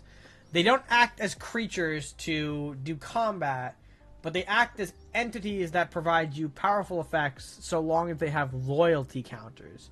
The loyalty counter is indicated by that bottom right number. For, in this case, a Johnny Sleeper agent comes in with a 4 loyalty counter.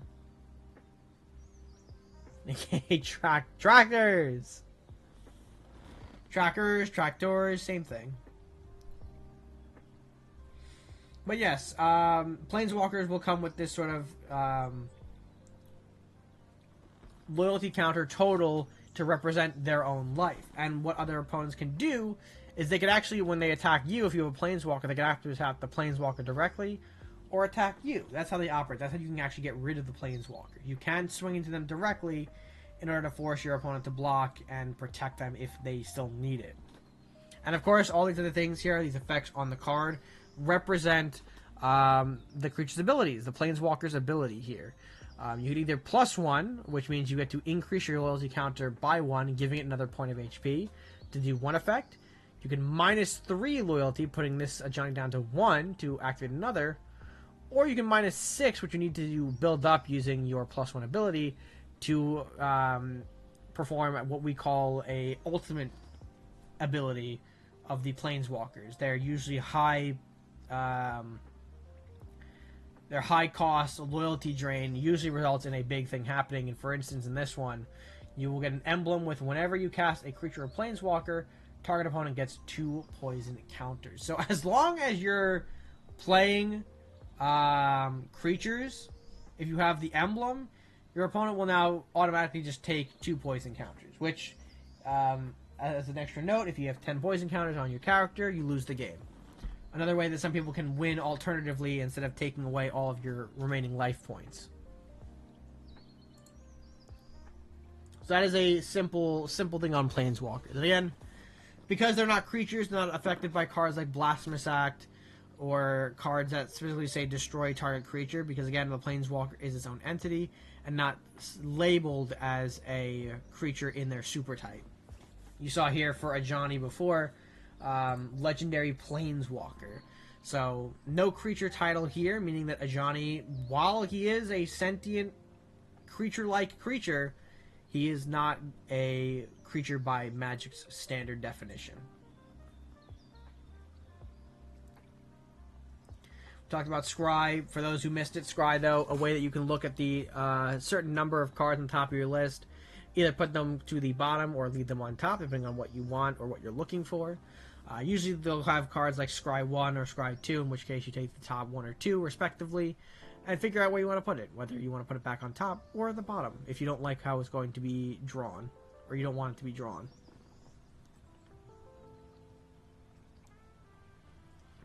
Spell, we talked about before, how the game represents their variation of calling cards cards. They'll call them spells, because remember, we are wizards. We need to shoot our funny wizard spells. And then source, of course, represents damage and abilities from a spell or permanent. Source just basically means the card itself. Even if it is a temporary sorcery spell, even if it's a land card, those all fit into what is considered a source. So we talked about earlier too with permanents here. Permanents include cards that stay on the board, so creatures necessarily. Wait.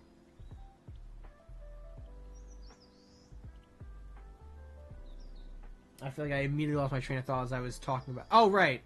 Between the source and permanent. Yeah. So, with permanent, because the cards are not permanent, they do not, they don't stick around. So cards like Sorcery and Instants are not considered sources, whereas cards like lands are, because they permanently stay on the battlefield. And so a source is a way to encompass everything together. Hello, Dad. Welcome in. How are you? How is work? Question mark? Did you work today? Oh, and another key word of importance, vigilance. An ability found on creatures.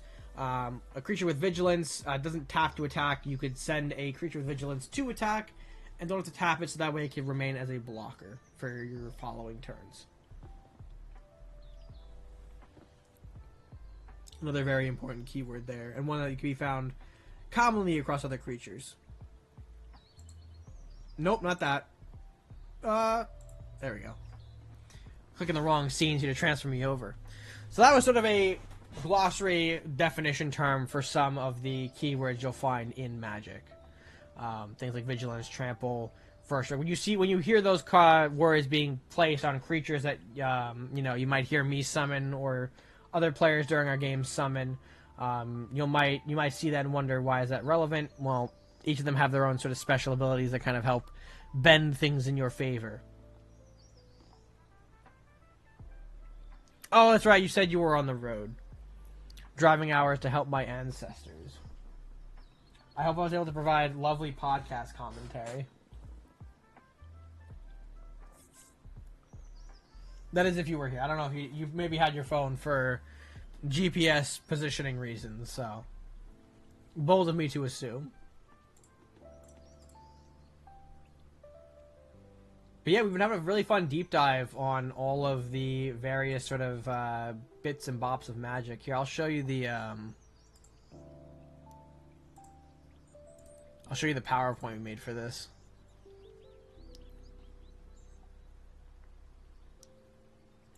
Here's the scene. There we go. I wasn't here. I was like, oh, nope. I want to move me. There we go. Thank you. I was like over here as we were talking through the PowerPoint. Going through over... Oh, hold on. No, we were actually up here. There we go. Going over some definitions of magic. You know, what are the various card types, like creature, land, enchantment. All those fun things. And then how turn systems work in Magic. It breaks down sort of like what a turn looks like, how do you play, when can you play certain cards. Here are some examples of what cards you can play, all of those good things. Thank you. Thank you. I'm very glad with how it turned out. I tried to go for easily readable as my style of PowerPoint. So that way, because I do want to give this out to folks who maybe have missed it or want to keep this off as a resource to consult with. I want to be able to share that with everybody to be useful. So I'm thinking about sharing it in the Discord with everybody when we're done here. What's good, Dad? Platt? The slides are indeed. The slides have been deemed good. This is. I've received praise from Dad. This is immense.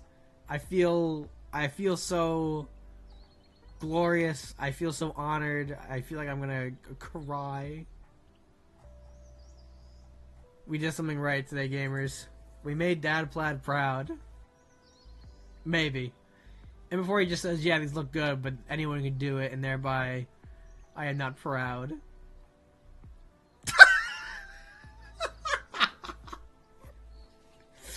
For kindergartners. Huge! Ah, I see. I'm not up to the corporate standards. Corporate would have me fired immediately for a PowerPoint like this. I see. Move you all back up there. But yeah, we went over, how to, play out certain cards here, what each card do, some things about deck building, and then how to follow a turn, what happens in a turn, and how that cycle kind of continues in that case. And I don't know, I had a lot of fun with this. I had a lot of fun discussing all of the variety of magic terms and such like that. At least my goal today was, I hope that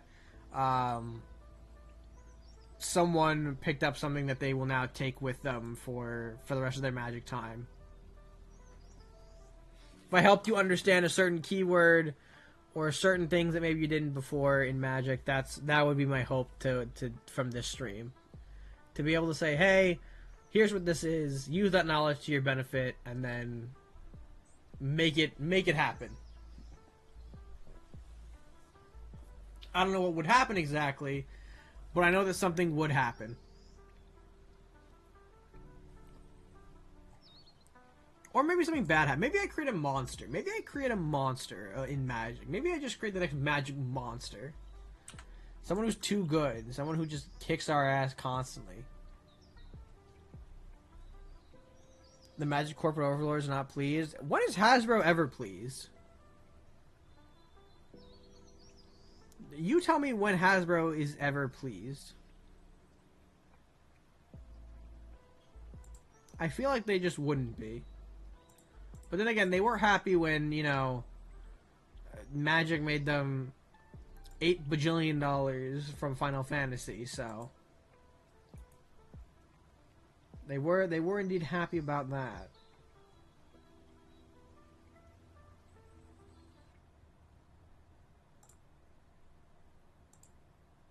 Made Magic too accessible, and now a new player will arrive. Damn, that's a bad thing, apparently, folks. I'm getting more people into Magic. This is a travesty. What will we do? How will we combat this growing pain of Magic players coming into Magic? Oh no!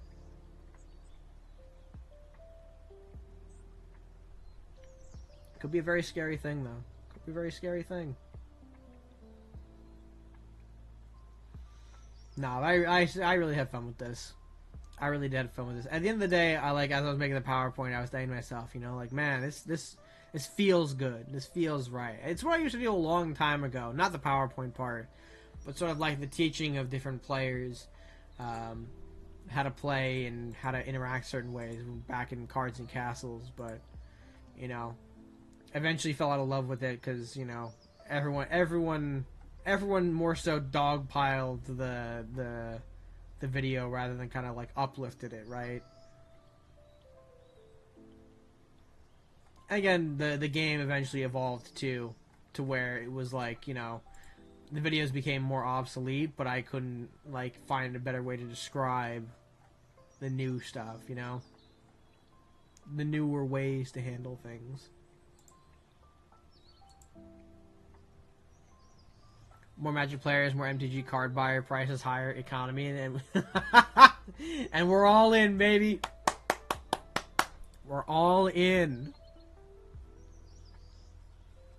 Hey, listen, that just means we're floor. As long as the scalpers stay away, we're in business. I know that'll truly never be the case here, but I mean, we hope that at least some scalpers are pushed away. Some scalpers are sent away to the shadows. The evil creatures that deserve the darkest pits of hell.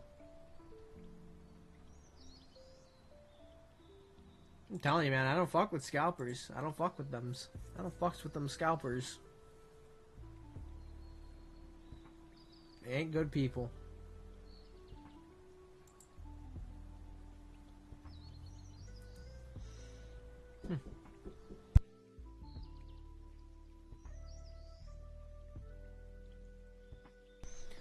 Alrighty. But I think, all in all, that's all I had to share with y'all today, at least for an overview of Magic. The basics of card types, the basics of how to play, how to do it a turn, etc., etc. So, I think it's going to be where, personally, I think we call it for today, because I do have to get myself ready for bowling. We are bowling tonight, of course. So if I got to make sure I'm going to go grab a bite, get myself ready, head out to bowling, and have hopefully a successful night at the lanes. Hopefully. Hopefully, we'll see. But yeah, thank you so much for joining me today, folks. I really do appreciate it. I hope, again, we imparted some kind of cool and funny wisdom onto you today. Whether you are a first-time Magic player, a new player, or someone who is well-versed in Magic and maybe wanted some cool little reminders. I know, I gotta emulate Luigiano, so that way when I next bowl with him on Bowling Pro, we'll what's it called? We'll be able to we'll be able to surpass the next bowling challenge, because it feels like right now I'm a little stuck in bowling, or in the bowling game. I'm running into some roadblocks of certain challenges that I can't overcome. So we're gonna train. We're gonna make Luigiano stronger, and expect him to probably show up on Wednesday. I know Wednesday is usually the Magic night, but I think we're gonna be taking off this week for I had the potential for something else that might happen on Wednesday, but I'm not entirely sure. There will be a stream regardless, whether or not it's bowling or a different collab I've been talking about with Squid happens.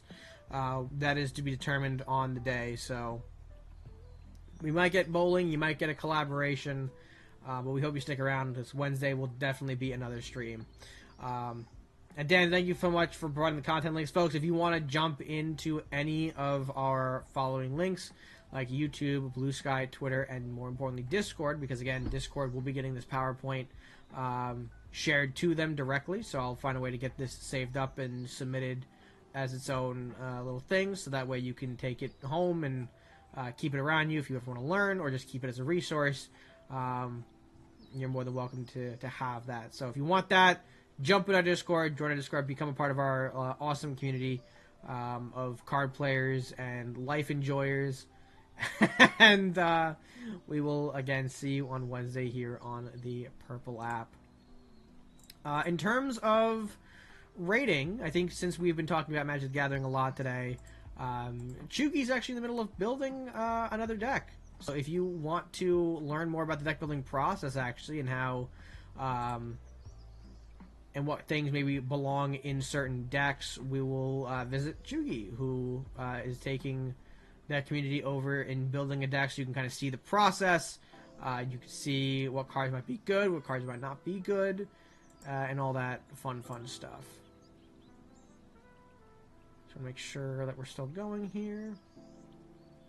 Suplex Doers as well. Sorry, Dad. I didn't mean to throw you out of the group there. You're so right. I apologize.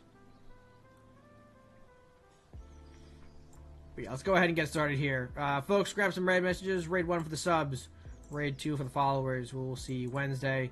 Thank you so much for joining me on this Magic stream. This Magic elaboration stream, so to speak.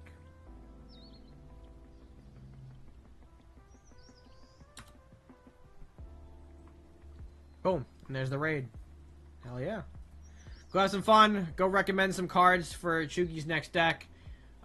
Even if they might not work, because, hey, you never know who might be playing up against that deck. Maybe me, unfortunately, depending on how strong it is. So, yeah. We'll send you all over to that. Until then, have a great day. Enjoy the rest of your weekend. Stay safe, stay hydrated, stay healthy. Again, we'll see you on Wednesday for more content. And until next time, stay gaming. Bye, everybody. Bye.